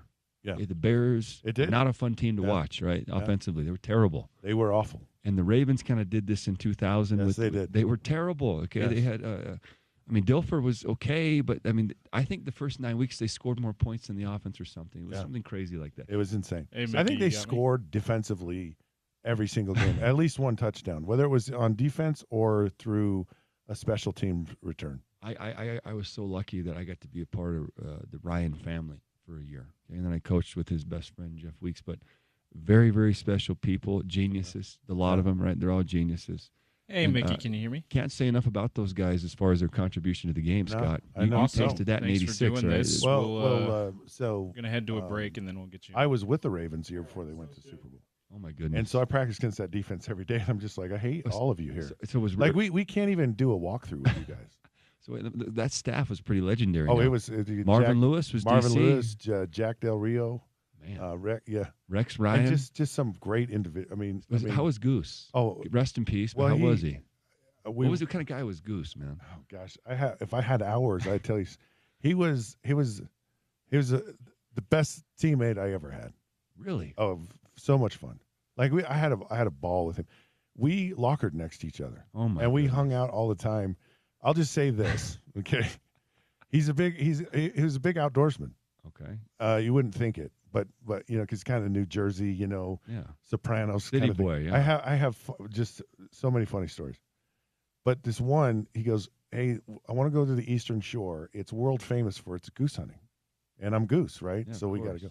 He goes with a high-powered, like an AK-47, and we're going to go goose hunting. And he didn't, and he's out there, trying to shoot these geese. And it was just so funny. And he just, I could just say story after story. Really, and he made that year for me. He was a ball. Well, just a great individual. I'll say one thing. I know we got to go to break. He did diaper commercials. Okay, the guy who's that humble to do diaper commercials and laugh about it. I love this guy, man. We went to Morton Steakhouse every night before all of our home games in a pair of sweats. And I go, they're getting, you have to wear a jacket here. Soprano style, he says, dude. No, I got it covered. And we looked like two gangsters. I love him. All right, very fun conversation. Really appreciate it, Trevor. Awesome, actually. So we're going to take a break, and we come back, and we have Mikkel Jantonen, former Ute basketball player, is going to join us. We're going to talk a little, we're going to talk a little basketball when we come back. It's the Sean O'Connell Show, ESPN 792 FM.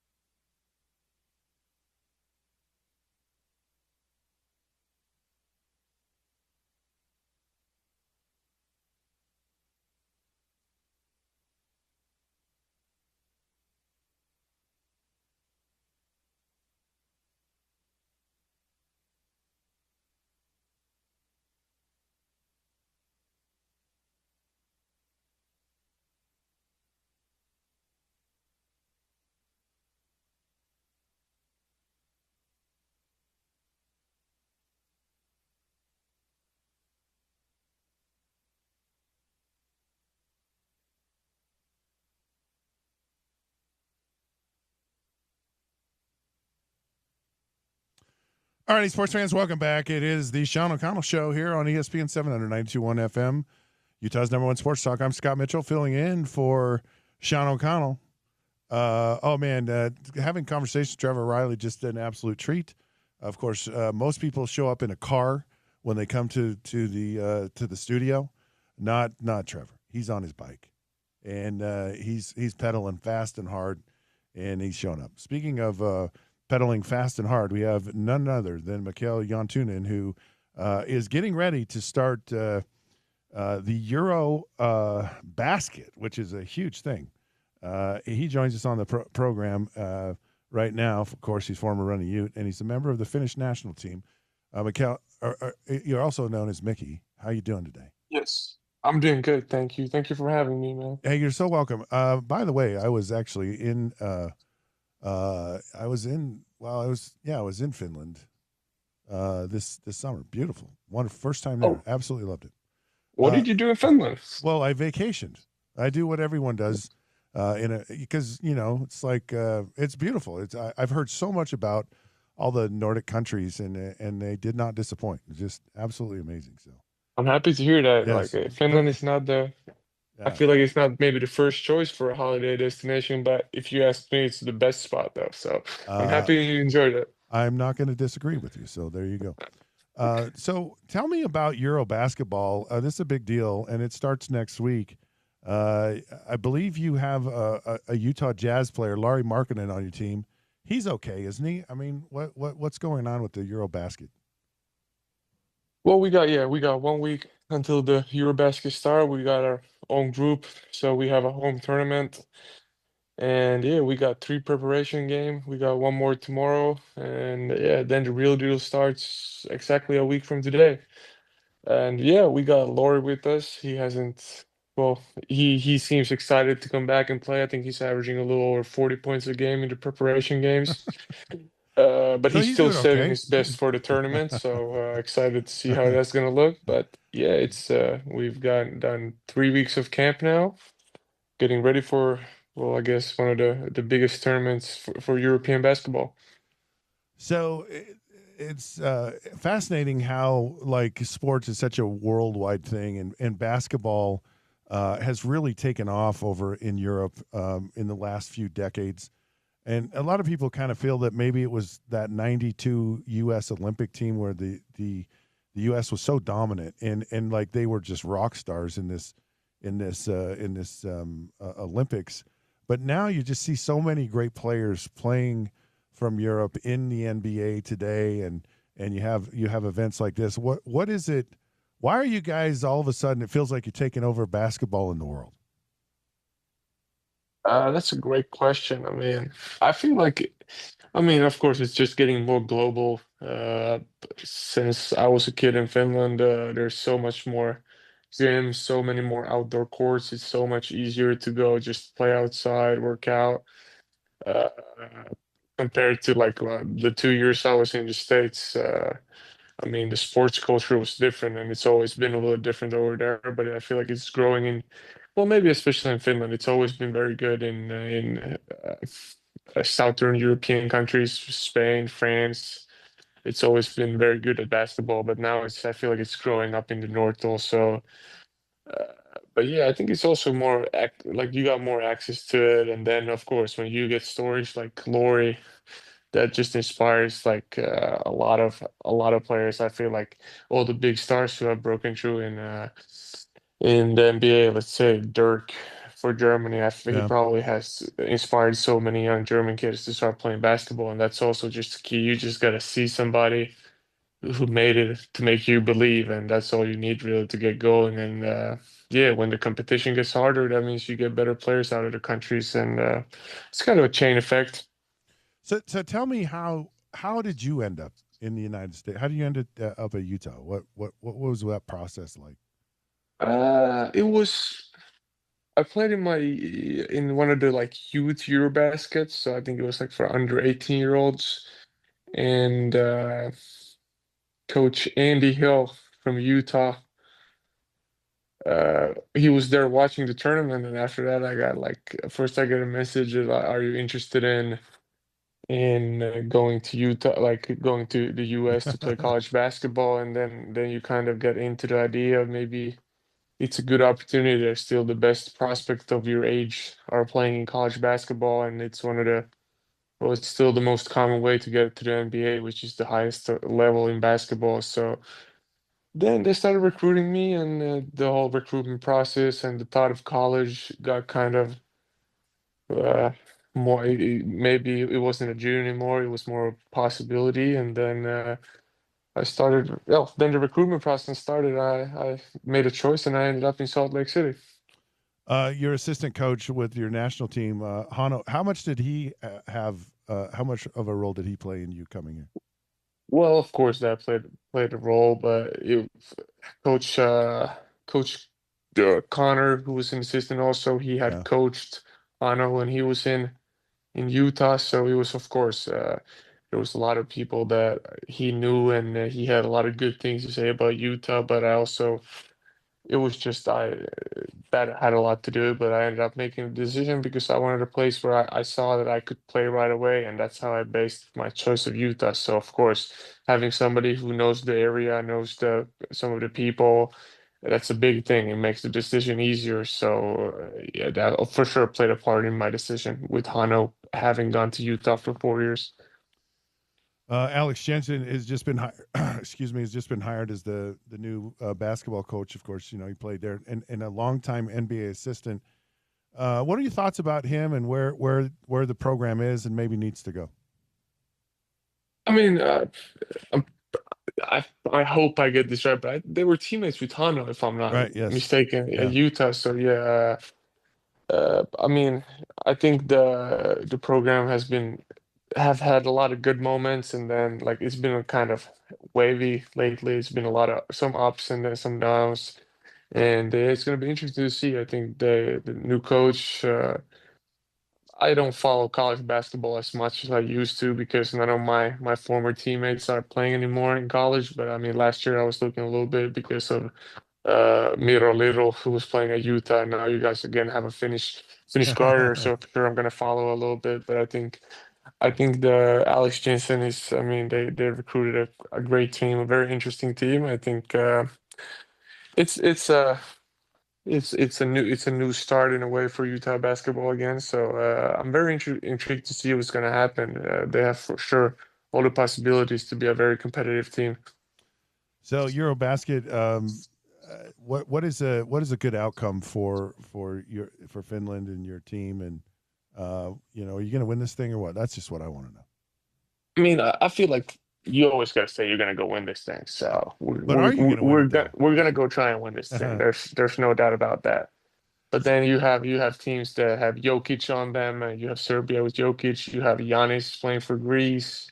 You have Schroeder and Wagner playing for Germany.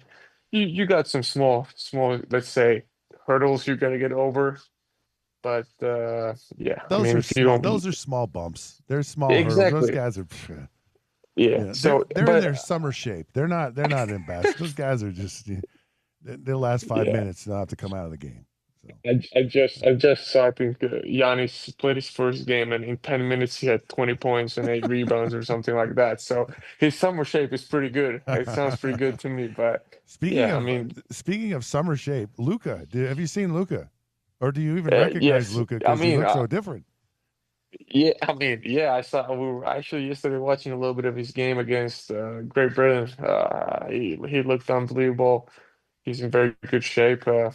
Yeah, I mean, but if you want to win the tournament, you gotta beat everybody. But like, if you have to choose, I would maybe still try and avoid Luka, maybe Jokic, maybe like somebody else could knock them out before we play them. But we'll see. If we have to, we'll still go out there. Hey, my money's on you guys. It totally is. I appreciate that. I appreciate that. How's your draw? Like, do you have a good draw in it, or do you have? We have a pretty good draw. We play.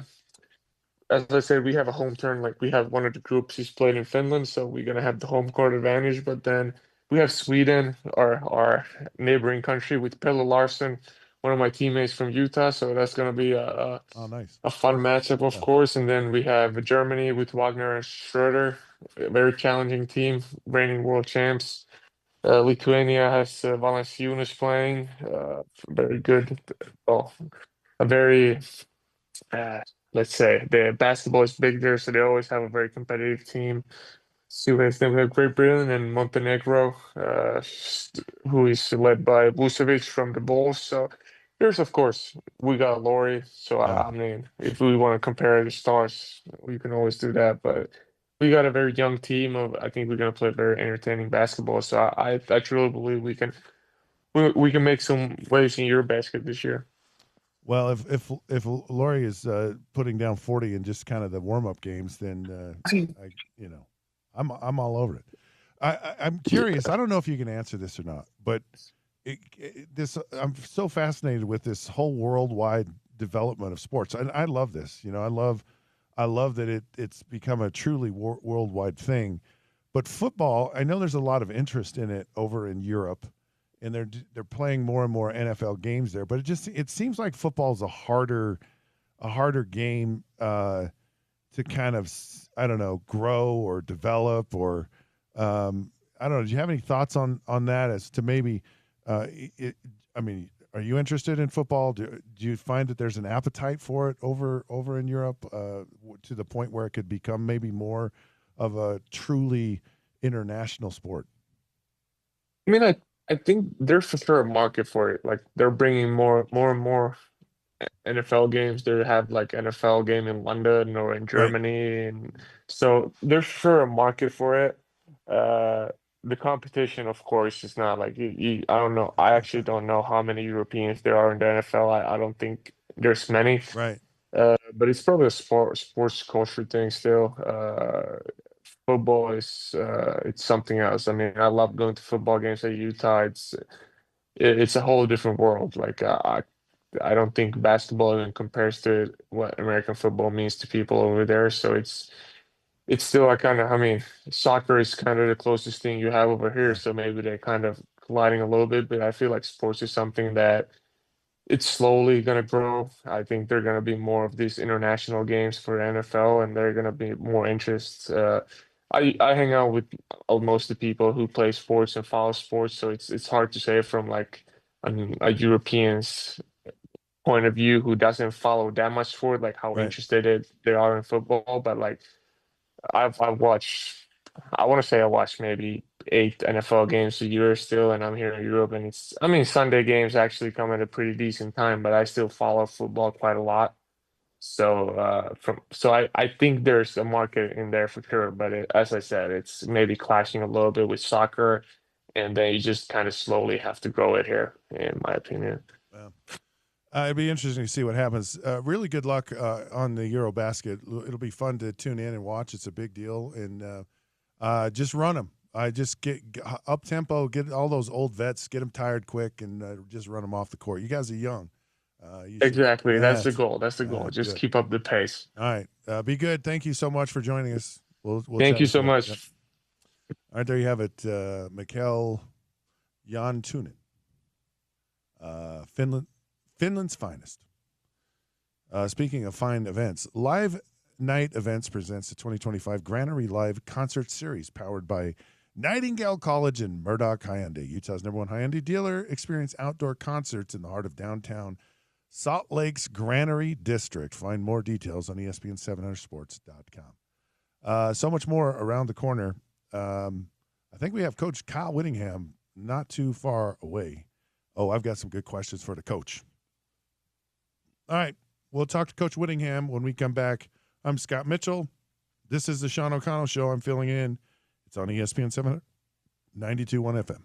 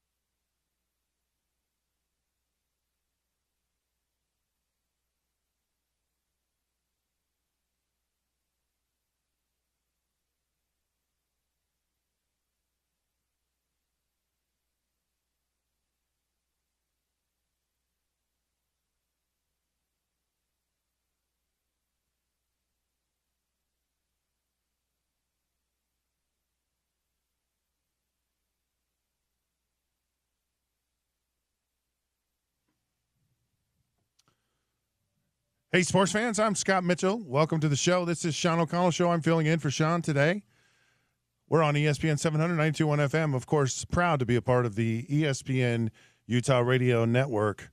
Look, if you missed part of the show, don't worry about it. Just go through technology. It's an amazing thing. It's taking over the world.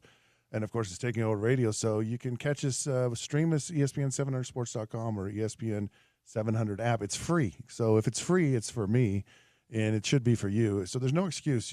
You should not miss a minute of what's going on, especially today. It's been a great day.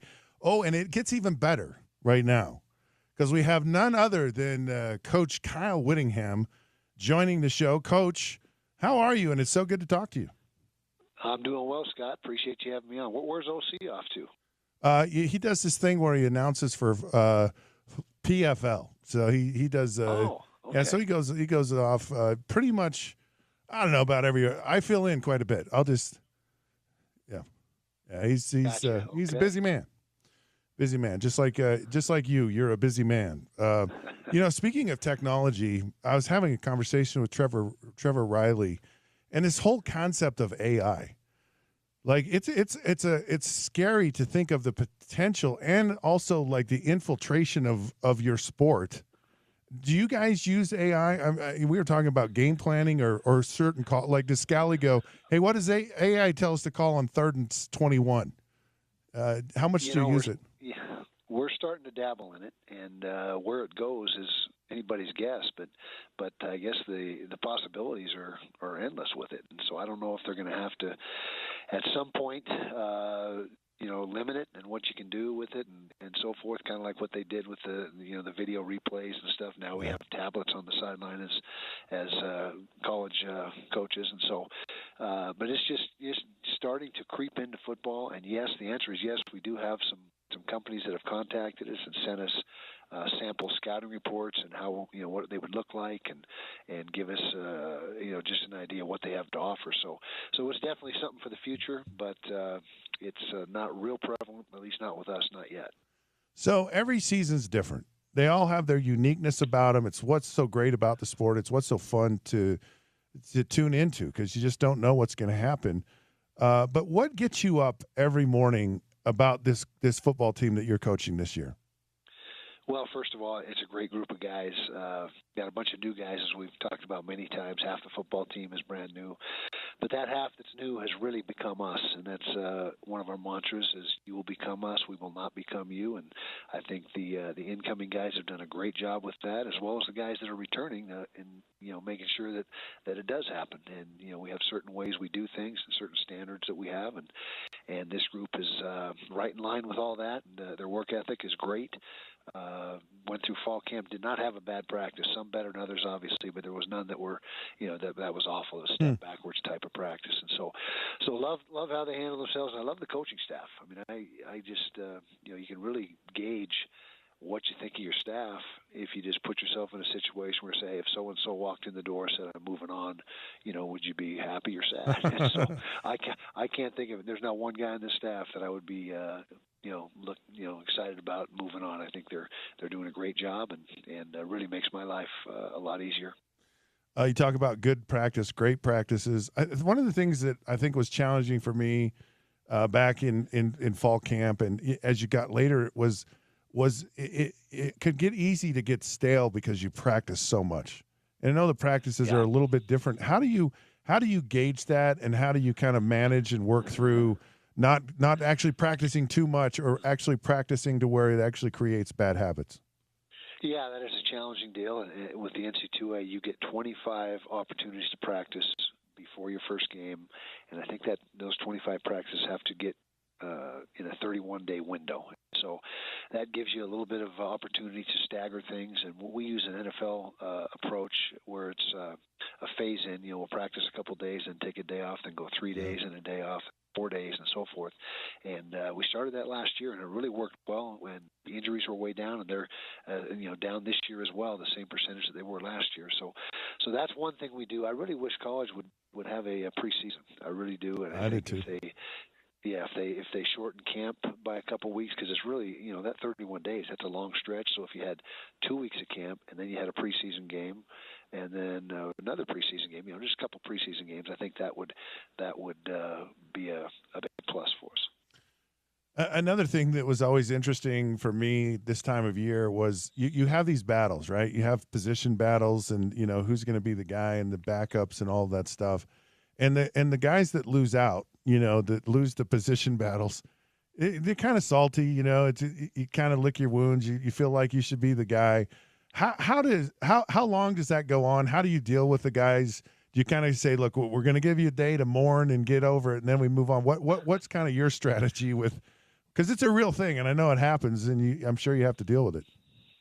Yeah, you do, and you're right. The travel squad is limited. There's about 75 guys that figure into your plans and what you're doing, and the other 40 or so are scout team guys. But they're, first of all, we stress how important scout teams are. We couldn't win without them, and how vital they are. And so it does, hit some guys pretty hard, and it does take a day or two for them to recalibrate. But the bottom line, the quickest way to become irrelevant in our program, at least, is to sulk and pout about things. And so I tell our coaches all the time, if you got a guy in your room that's sulking and pouting, it's not, hey, he's sulking, let's make sure we get him some reps. It's, hey, you want to become completely irrelevant, keep sulking and keep pouting, because that's not something we do here. And so almost all the time these guys will embrace their roles and being, if you're on scout team early in the season, it doesn't mean that things can't change. I mean, you got injuries, and you got, if you perform well on scout teams, we've had plenty of guys off scout teams that have become prominent special teams players because of the great job they do with their scout work. I know you've seen it all, you've experienced it all, but what surprised you about this team in fall camp this year? Oh, let's see. The offense really took a lot of steps forward. We made progress in spring, obviously, but they hit the ground running in fall camp, and that's a display of what these players did in the summer, on their own, and also with the coaches. The rules changed a couple of years ago where you can now have more time with these guys in the summer, and that's a really good thing, because when you got so many new guys, it really gives them a chance to catch up and have a chance to compete on a somewhat more level playing field. And so that's just something that was good to see, was the progress of the offense. Also had a couple. J.J. Buchanan was a big surprise in fall camp. Yeah. Talking individually, he really has stood out and done some things. You'll see him in 10 days against UCLA. He'll be on the field for us.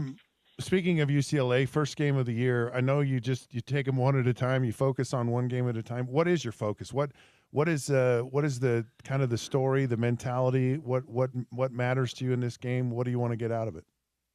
Well, it's a huge game because it's the next game, and that's always our mentality. Yeah. Is the most important game is the next one. We've got to be prepared for anything. You get in an opener, and there's a lot of unknowns, and they got the same issues facing them, with us. We got a new offensive coordinator, new offense. They have a new offensive coordinator and a new offense that he installed. I'm sure they've had similar turnover, from last year's team. So there's a lot of new faces, and so you got to be ready in an opener for anything. You got to be ready for adjustments, and you can't wait till halftime to make those adjustments. You got to be ready after the first couple series based on what you're seeing. And so it's a pretty good chess match, that first game. With a lot of unknowns, like I said. What we always stress in that first game is you play hard. You play as hard as you possibly can play, and that's going to cover up a lot of the mistakes and things that may go against us. You had talked about the cornerback position. You're pretty solid in the other secondary positions, but that one corner you're still trying to figure out. You'd mentioned Blake Cotton, that he was separating. Is he still separating himself? Do you feel? Yeah. If we played today, it would be Blake. If we play today, Blake. But we don't play today. We got 10 more days, and so JC Hart has really started to come on. He's a guy that was not with us in spring, and so he's really starting to get comfortable in the defense. And he's an ultra talented kid. He's 6'2" and about 205 pounds, and just a great athlete. Excellent speed. He set some Alabama track records, back in the state of Alabama. So he's right in the mix there. Caldwell is doing a good job too. Jeremiah Caldwell, he's been able to show up and do some things. So those are the guys that are really in the mix with Blake, trying to battle for that third corner spot. So what do you do to assimilate and I know you have more of them than you ever have. Like how do you change your coaching style? Can you have more meetings? Can you have more time with the players? What kind of things do you do to kind of get them up to speed so they can legitimately have a chance to help you? Well, yeah, the answer is yes. For the meetings and the time with them in the summertime in particular, we do have more windows of opportunity to get them schooled up. And we've also had to streamline our schemes. I mean, our schemes are pretty involved, and particularly our last offensive scheme, typically took a couple of years to really get it down. And so the day and age of that is gone. I mean, you got to have a scheme that is very user friendly, and you can plug and play, really with just a few months of prep time, leading into the season.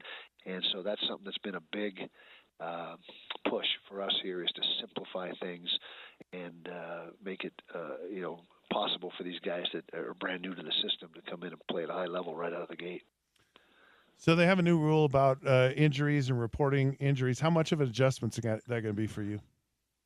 No, not at all. I mean, it's fine. We've, I've said for a lot of years, we haven't talked about injuries here because you didn't need to, but now that it's a requirement, we'll gladly do it and take part in it. The only thing I don't understand is why we got 4 Power 5 conferences and 4 different formats, I believe, to report injuries. I mean, why can't we just have a standardized Power 4 way to report the injuries and everybody be on the same page? But I mean, that question is for a lot of things. Why don't we all have the same amount of conference games and stuff like that? So I just think there needs to be more standardization than before. But back to your question, we'll give the list each week, and it's a similar model. Ours is to the NFL, where the guy's either available, probable, questionable, doubtful, or unavailable.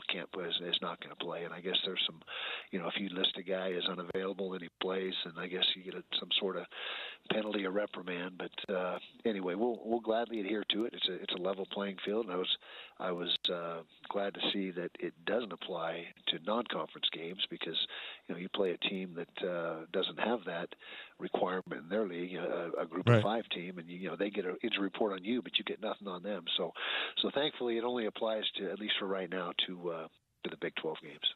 I'm just curious, what kind of impact having to divulge injuries does it have on the outcome of a game or on your preparation?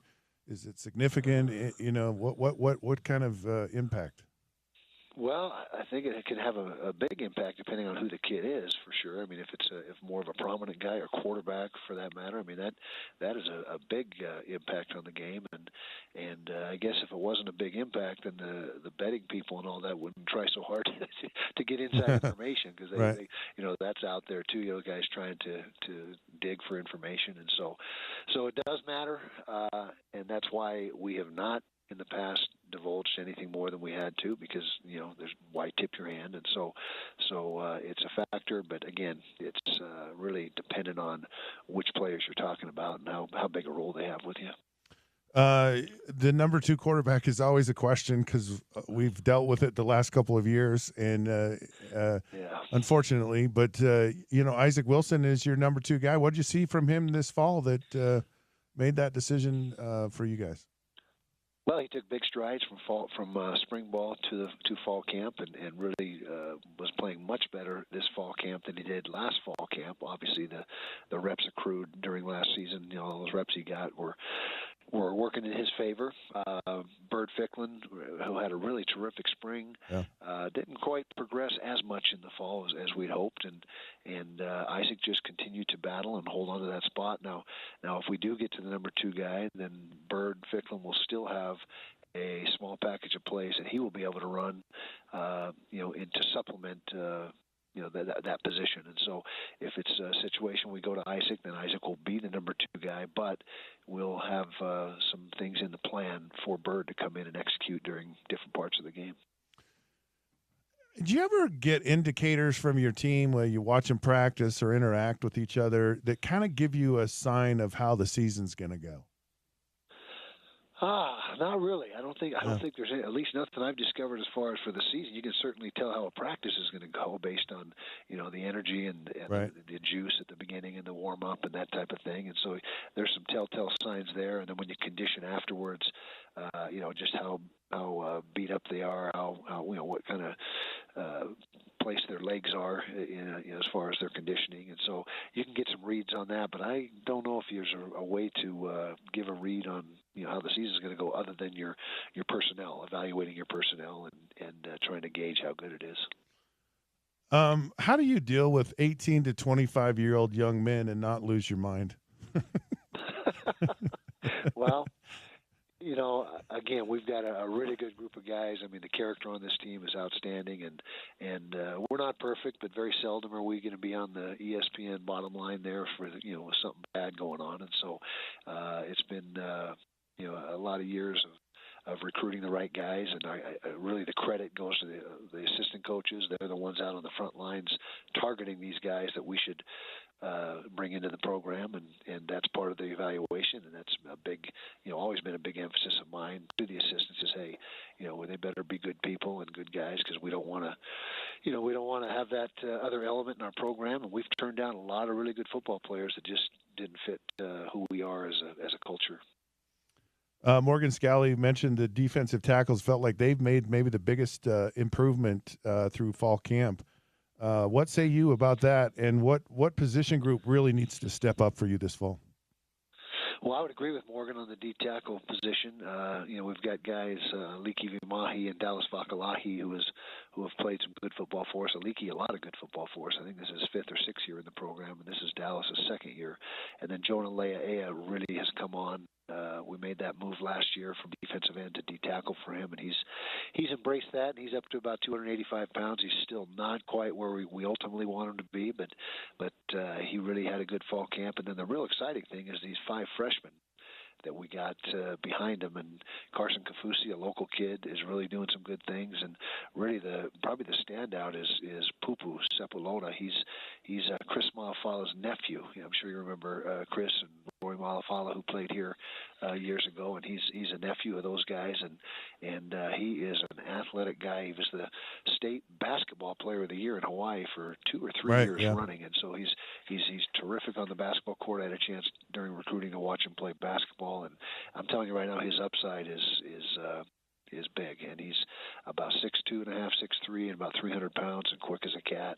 And football is still relatively new to him. He only played a couple years of football prior to arriving here, and so we're still teaching him things.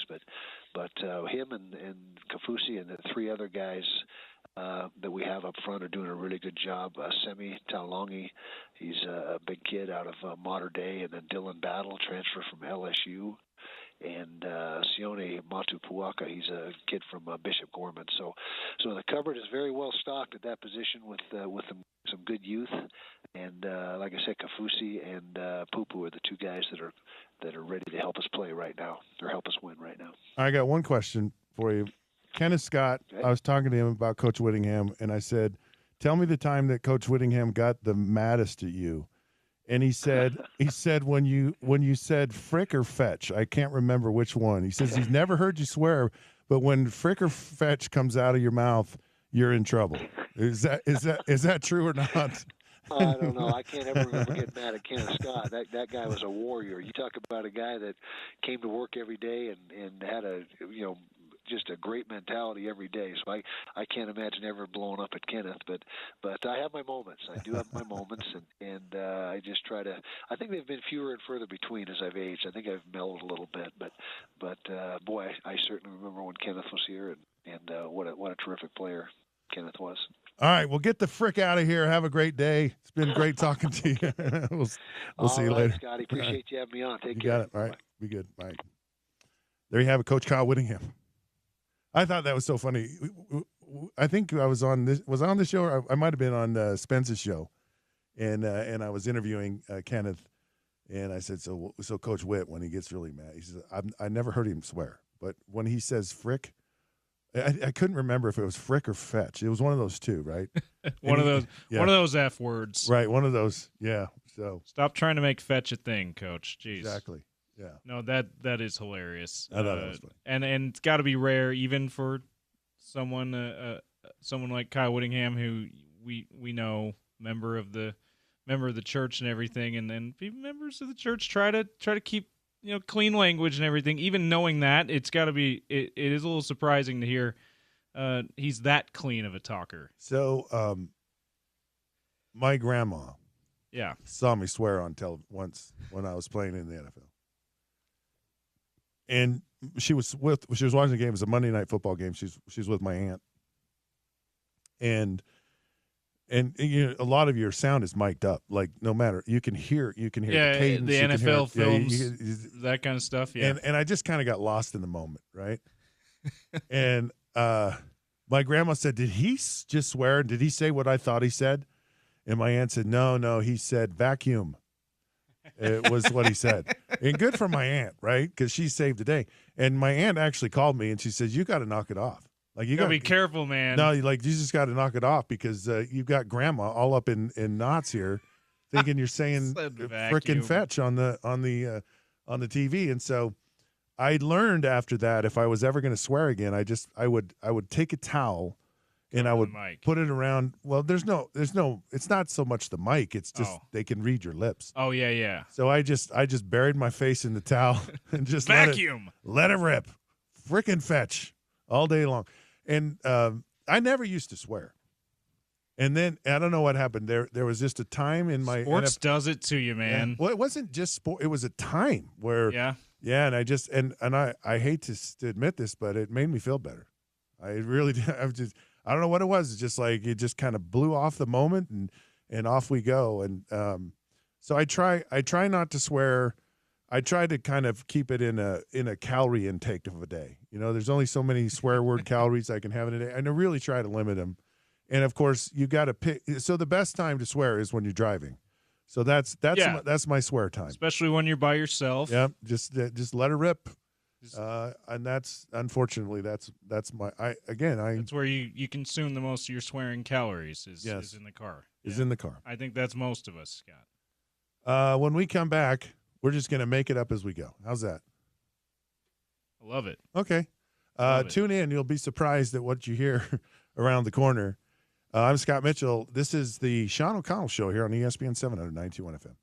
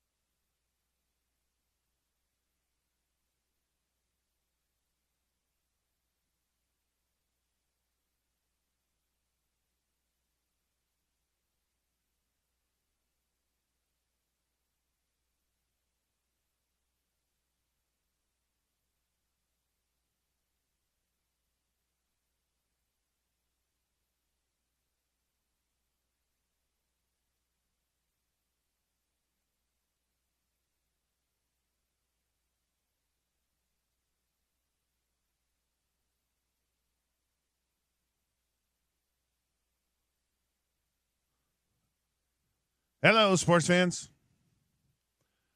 Welcome back. I'm Scott Mitchell, filling in for Sean O'Connell on the Sean O'Connell Show here on ESPN 700, 92.1 FM. Hey, so glad you could join the show and be a part of the show. This has been a fun show today. I'm not this, and I know why it's been a fun show because it's flown by. Like we're getting toward the end, and we still got some really good stuff to talk about. I mean, 3 straight really good guests. Trevor Riley's always phenomenal. Awesome. Witt, of course, is always a good guest. And then I was just thrilled when I was able to get in touch with. I was able to get a contact for the Finnish national team PR, which felt like needle in a haystack kind of thing, and be able to get Mickey Jantunen on the show. He was great. He was always a great interview at Utah. With listen to. Bill was the one who talked to him most on the station, whether it's at games or on the show, and it was fun to catch up with Mickey. And and we talked hopefully about they do well in Eurobasket. We talked about poo-poo today. Yeah, we learned. I think I'm going to call him. He's the frickin' ball coach now. That's what Coach Whittingham. Kyle frickin' Whittingham. Right. How about that? Kyle Coach frickin' Witt. Frickin' Witt. Yeah, I love it. Give him an F-word nickname there. I love it. Absolutely clean F-word nickname now. Right. Come on now. I saw this story, and when I saw it, I'm like, "What is this? This is like clickbait. This is something. This is the most idiotic thing I've ever seen." Von Miller, the great defensive end, future Hall of Famer, one of the tough guys. He's a really good player. Of course, played predominantly with the Denver Broncos, and they played with the Buffalo Bills. Wasn't quite the same player with the Bills. Is he retired, or didn't he go somewhere else for? He, I think he might have retired. I'll look it up to be sure. But he was also a Super Bowl. He was on that Rams Super Bowl team with Weddle as well. And then the Bills tried to. They're like, we'll add Von Miller and we'll win a Super Bowl. It didn't quite work. Trying to squeeze a little bit of lemon out of that lemon juice, or lemon juice out of that lemon. It was dry. I'm going to double check his retirement status. It's okay. Yeah. Just let us know. And anyway, so he makes this comment, and he says, Tom Brady is not the greatest quarterback of all time. And I'm like, what? Scott Mitchell is. No. He said that, right? Didn't he? No. Oh, okay. No. He said Peyton Manning is. Yeah, his former teammate. Right. And so now makes me happy to hear that, Scott, as a Colts fan, for sure. Well, here's the thing. Here's the thing that's hard for me with this. I think for years, I think a lot of people said Tom Brady's not that good. Like I think people said it for a lot of years. Tom Brady's overrated. Tom Brady just lucked into the right situation. Tom Brady is kind of a game manager. Tom Brady's kind of a guy that just doesn't mess up, doesn't screw up. But he doesn't do anything spectacular. He's slow as toast, looks horrible. Like he's not this Adonis. He does not look athletic, can't run to save his life. He doesn't necessarily do anything that just wows you other than he freaking wins all the time. And this is a guy who played on teams in Little League and high school that were horrible. And this is a guy who kind of had to fight for his spot at Michigan. And this is a guy who kind of was a backup to one of the top quarterbacks in the NFL, and Drew Bledsoe. Drew Bledsoe was supposed to be the quarterback of that era, right? Like he was 1,000%. supposed to be the Hall of Fame quarterback. Yeah. He was really good. He didn't quite live up to that expectation. But he didn't not. Yeah, I mean, it wasn't like he wasn't playing poorly or anything, which totally shocked me that they kept Tom Brady in. So for years, I was on that bandwagon. I'm like, if there's no tuck rule, dude, you do not go to that first Super Bowl. You don't.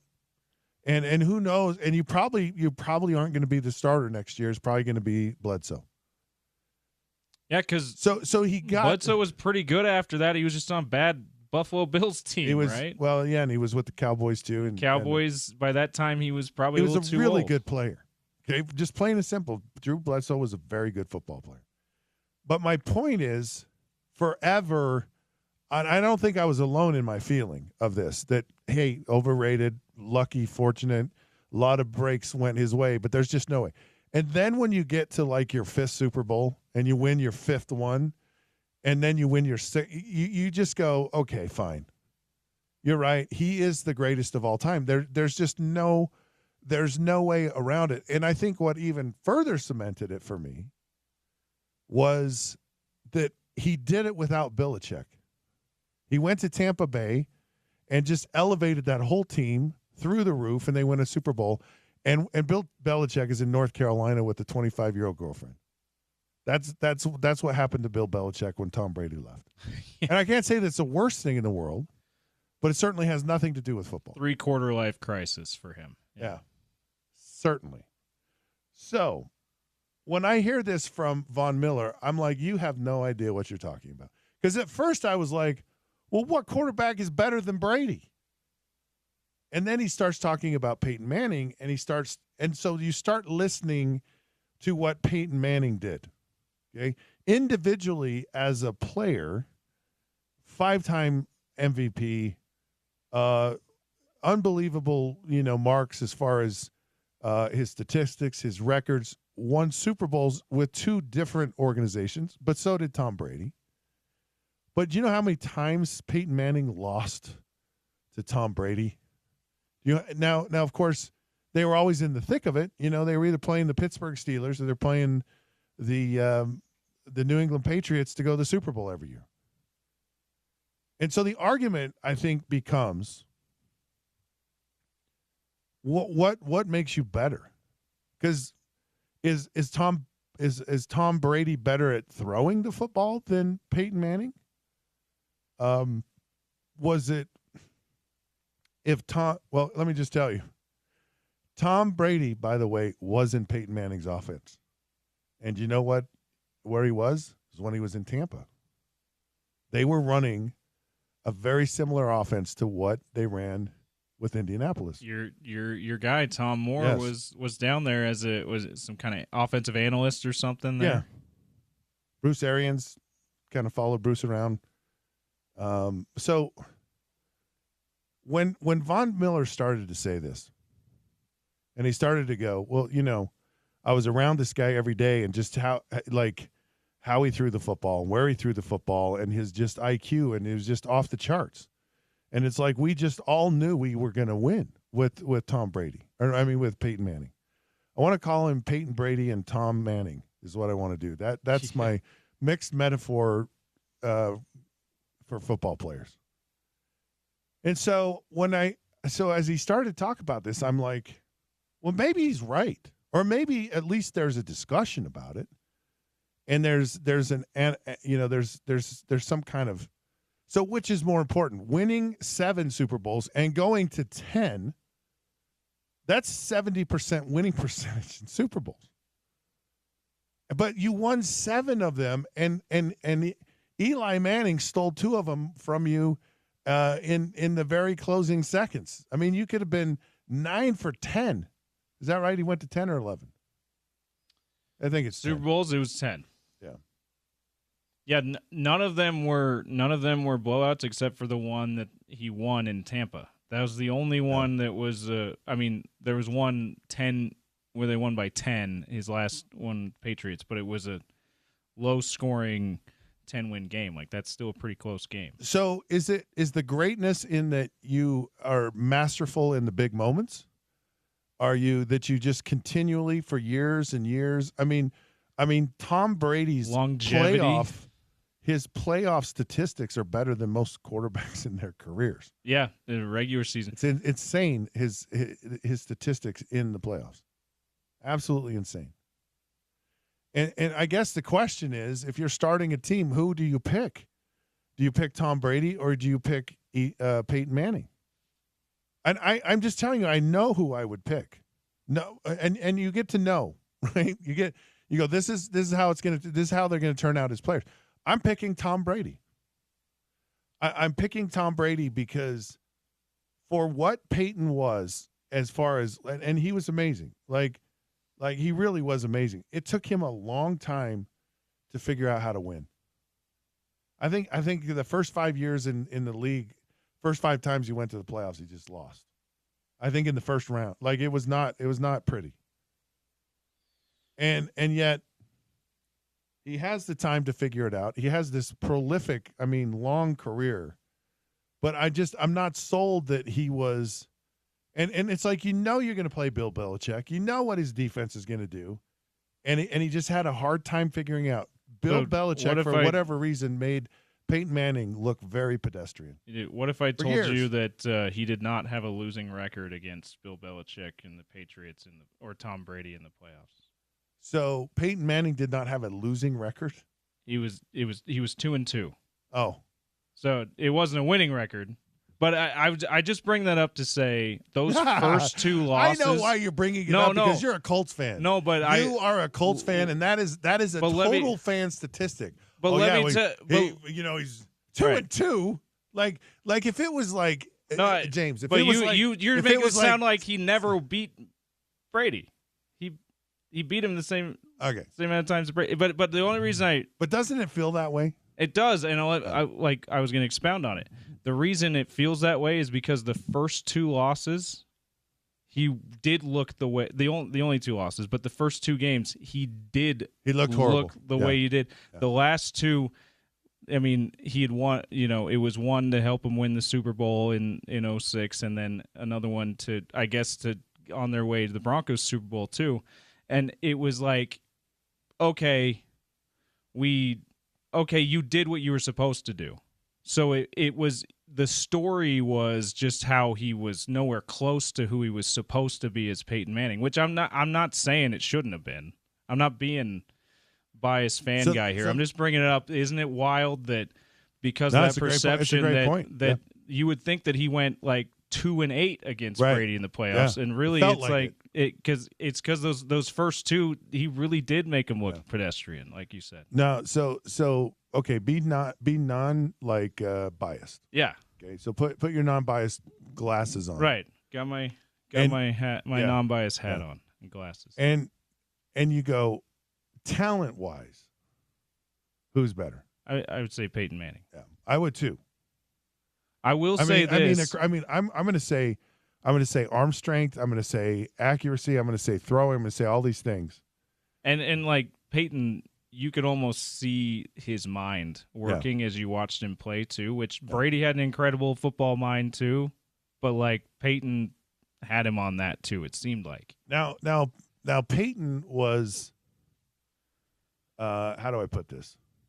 He's theatrical. Yeah.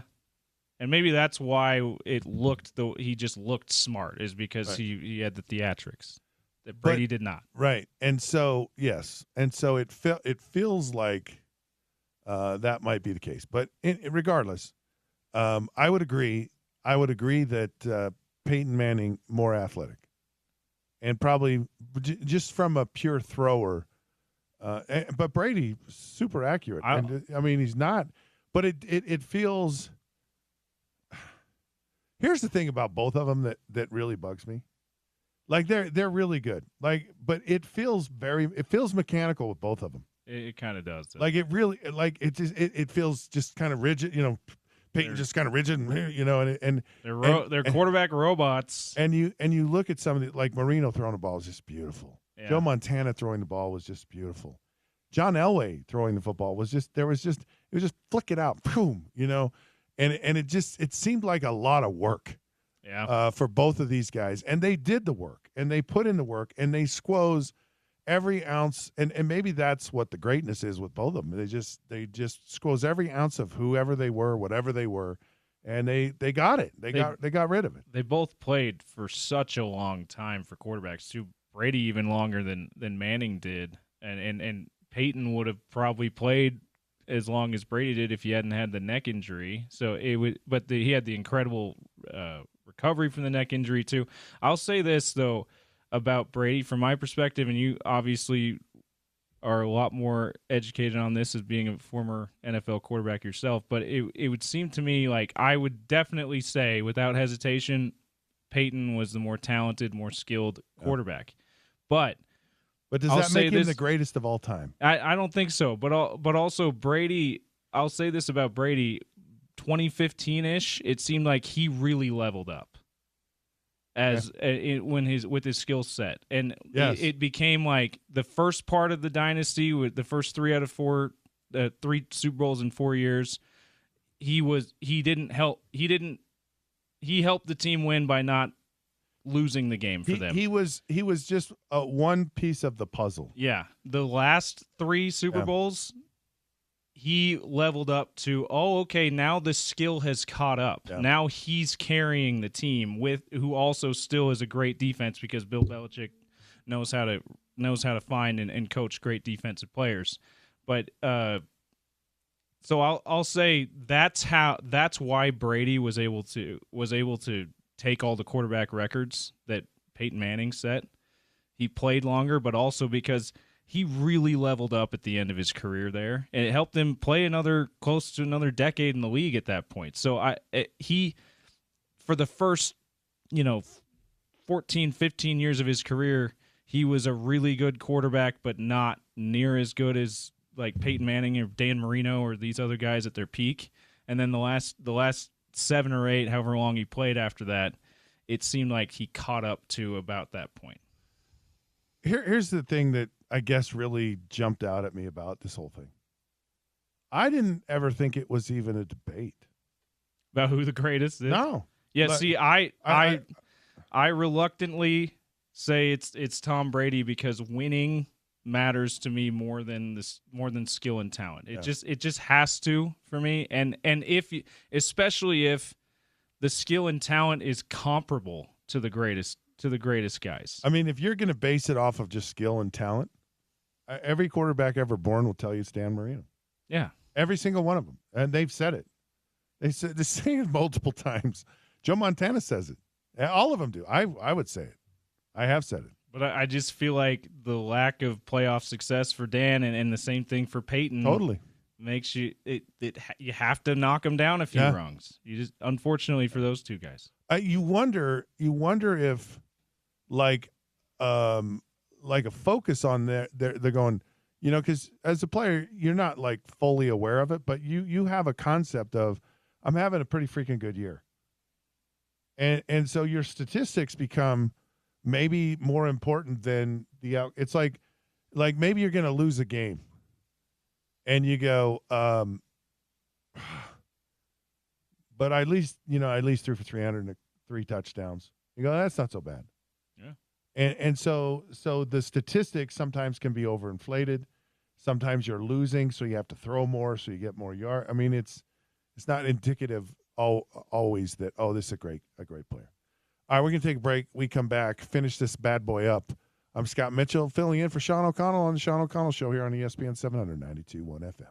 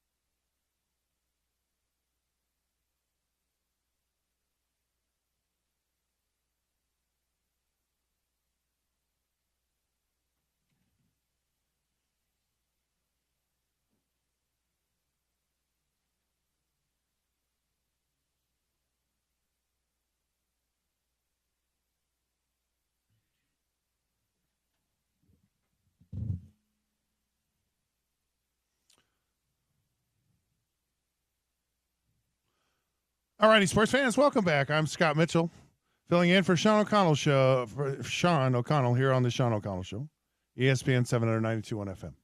Oh, man, it has been such a fun day. I just have thoroughly enjoyed the conversation, every last minute of it. And, of course, it's not over yet. We've saved the best for last. Topical trivia really quick here. You get a free gift card to Big Willie's. Of course, Topical Trivia is brought to you by Big Willie's. So we mentioned Dan Jones. He's a new starting quarterback for the Indianapolis Colts. If you text us, what is his college? Where did Dan Jones play college? You get to win the free Big Willie's. Of course, 877-355-0700 is 353-877-353-0700 is the number. So text us in. College Daniel Jones, you're going to get some fancy food at Big Willie's. Joining us now is a little crosstalk with frickin' Spence Checketts. That's the new word of the day, frick. That's when Coach Whittingham gets really mad, he says frick. That's when you know things are hot because he doesn't swear. So it's frickin' Coach Whittingham now. Anyway, Spence joins us. Spence, welcome. How you doing today? I'm good. Frick is one of my favorite BYU curse words. What are the others? We got she instead of SHI. You know what? Oh yeah. What the she, bro? Oh, what the frick are we doing out here? Yeah. They got a lot of good creative alternates to swears down there. Yeah, I think I get a little nervous when I get close to swear words on the radio. And I have sworn on the radio before. Well, it never happened. Do we need to exchange stories? Nah, we'll just leave it at that. I got a couple good ones. I got a couple doozies. We will leave it at that. Now, one thing I will say in my defense, I have never sworn on air outside of times that I didn't realize I was on air.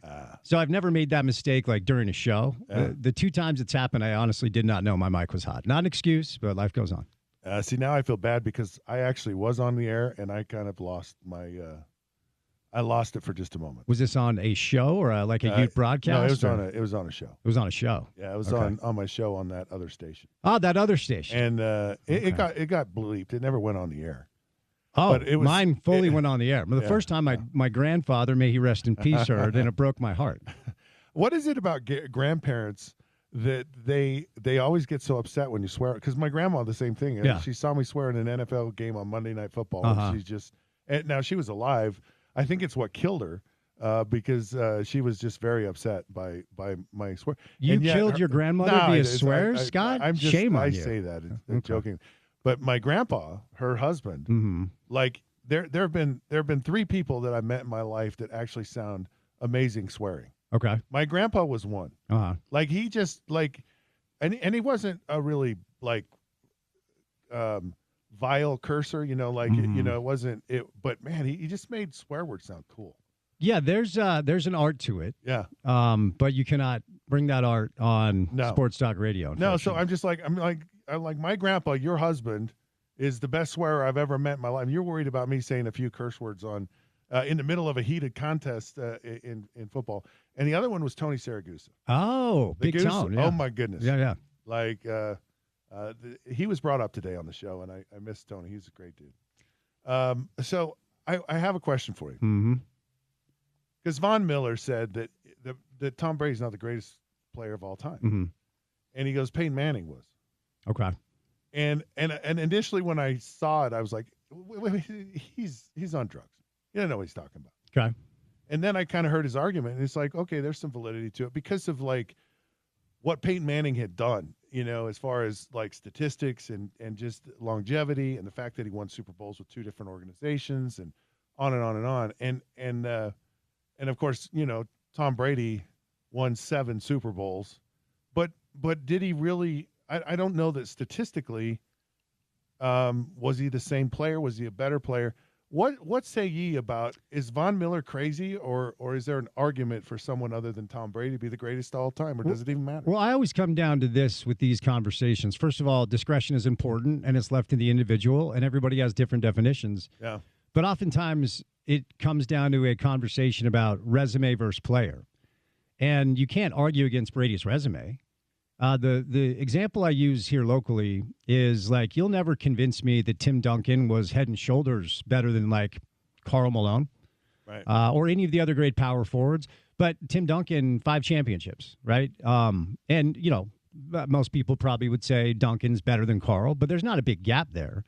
But if you bring in the fact that Carl never won a championship and Tim won 5 with finals MVPs, longevity, and I mean, Carl had longevity too. It does come down to resume versus resume oftentimes, as like you could make an argument that the data would suggest, like if you put LeBron James numbers on one side and Michael Jordan's numbers on the other side, longevity, well-rounded stat lines and such, you can make an argument that LeBron has had a better career than Michael Jordan. But nobody who knows basketball, in my opinion, would tell you that LeBron, in a vacuum, is a better player than Mike. Because every time Mike had a chance, he would slit your throat and watch you die. And LeBron has had way too many chances that he's let go by the wayside. So when it comes to the Brady stuff, as a Jets fan, I am not a Brady fan at all. But I can't argue against his resume. I'm not a Brady fan. I can't argue against his resume. I can't argue against his accomplishments. I can't argue against his longevity, playing the position in his mid-40s like no one else ever has. Let me ask you this, though. Does the greatest football player, does it always have to be a quarterback? Well, see, that's the whole thing is like, I if you're talking to me about the greatest football player of all time, I don't think it's Tom Brady. Like I can't wrap my head around and go, to me, Tom Brady is better than, Deion Sanders as a football player. Is he better? I'll tell you the guy that I absolutely loved. He'd be like one of my top 2 picks of all time is Marshall Faulk. Like he was an unbelievable football player, in every sense of the word. Yeah. A guy like how can you discount a guy like Ronnie Lott or Lawrence Taylor or Jim Brown? Yes, does it always have to be a quarterback? No, I don't think it does. But I think it's just the thing with Brady is you can't argue 7 Super Bowls. Yeah, the resume you just can't. It's unfallible. But Brady himself, while he was still playing, said Aaron Rodgers has more talent in his pinky finger than I have in my whole body. Yeah. And maybe that's an indictment on Aaron Rodgers because to me, Aaron, and I always said this, like he's too good to have 1 Super Bowl. And he only has 1, and he's going to retire with 1, and it's better than 0. And I think 5 straight MVPs. But Brady himself over the years acknowledged there are other quarterbacks and players in the league that have more talent than he did. He just, it was a perfect system for him in New England, and then obviously he was able to show that he wasn't just a Belichick system guy because he went to Tampa and won 1. So you can't argue with what the dude did. And then it just comes down to, do you believe in raw numbers? Do you believe in data? Do you believe in resume, period? Or are you willing to make some space for simply what these players are like compared in a vacuum just by watching them play? And that's why I think most people would go with Mike over LeBron. And that's why I think there's a lot of people that would go with Peyton or Aaron or maybe another quarterback over Brady. Speaking of Aaron, I like when he went to the Jets, I actually got heat from people. Like it showed up on national because I go, look, there's something about Aaron Rodgers. Yeah.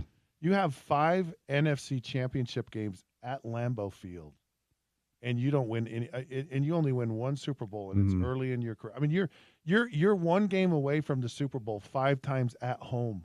And this is not a home; it's Lambeau Field. Home. Right, yeah. It's and you can't find a way to win one of them. Yeah, it's totally fair. There's something going on there that I don't know. The ticker just isn't ticking in the right rhythm or something, and it goes beyond football. And whether it's energy, karma, something is amiss that you should have at least won 1 of those. Yeah, I don't know why you would receive pushback. There's nothing wrong with stating facts. I don't know, like early on in Aaron's career, you heard the stuff about his family where it's like he doesn't talk to his siblings, he doesn't talk to his parents. And then he was asked like who his favorite teammate was, and he named, I think it was like a second string tight end, if I remember correctly. Like for all of his talent, for all of his brilliance, where he, in my opinion, has failed is the leadership you need to display as a quarterback and the ability to rally people behind you. Like, it feels like most of Brady's teammates all loved him. Yeah. It feels like that's where Brady really excelled, and Aaron could never really figure it out. And then, obviously, it took another turn in the wrong direction when he decided that, okay, I'm doing the ayahuasca stuff, and I'm going to talk about money as energy, and people are looking at him sideways like, dude, what happened to you? And then, obviously, as he aged, the production decreased. You can get away with sounding like an idiot if you can still ball, but now he can't do either, and he just comes across as a malcontent. It's funny. They'll put up with anything if you can still play. And then Sure. we'll put up with nothing when you can't. Take your ayahuasca and pretend you're a butterfly. Just go throw 42 touchdowns, please. Wait, money is energy? I need to figure that one out. Yeah. All right. Enjoy the conversation. Good to see you, Scott. The drive with Spence Checketts is right around the corner. This has been the Sean O'Connell Show. I'm Scott Mitchell. This is ESPN 700, 92.1 FM. Until then, we'll see you then.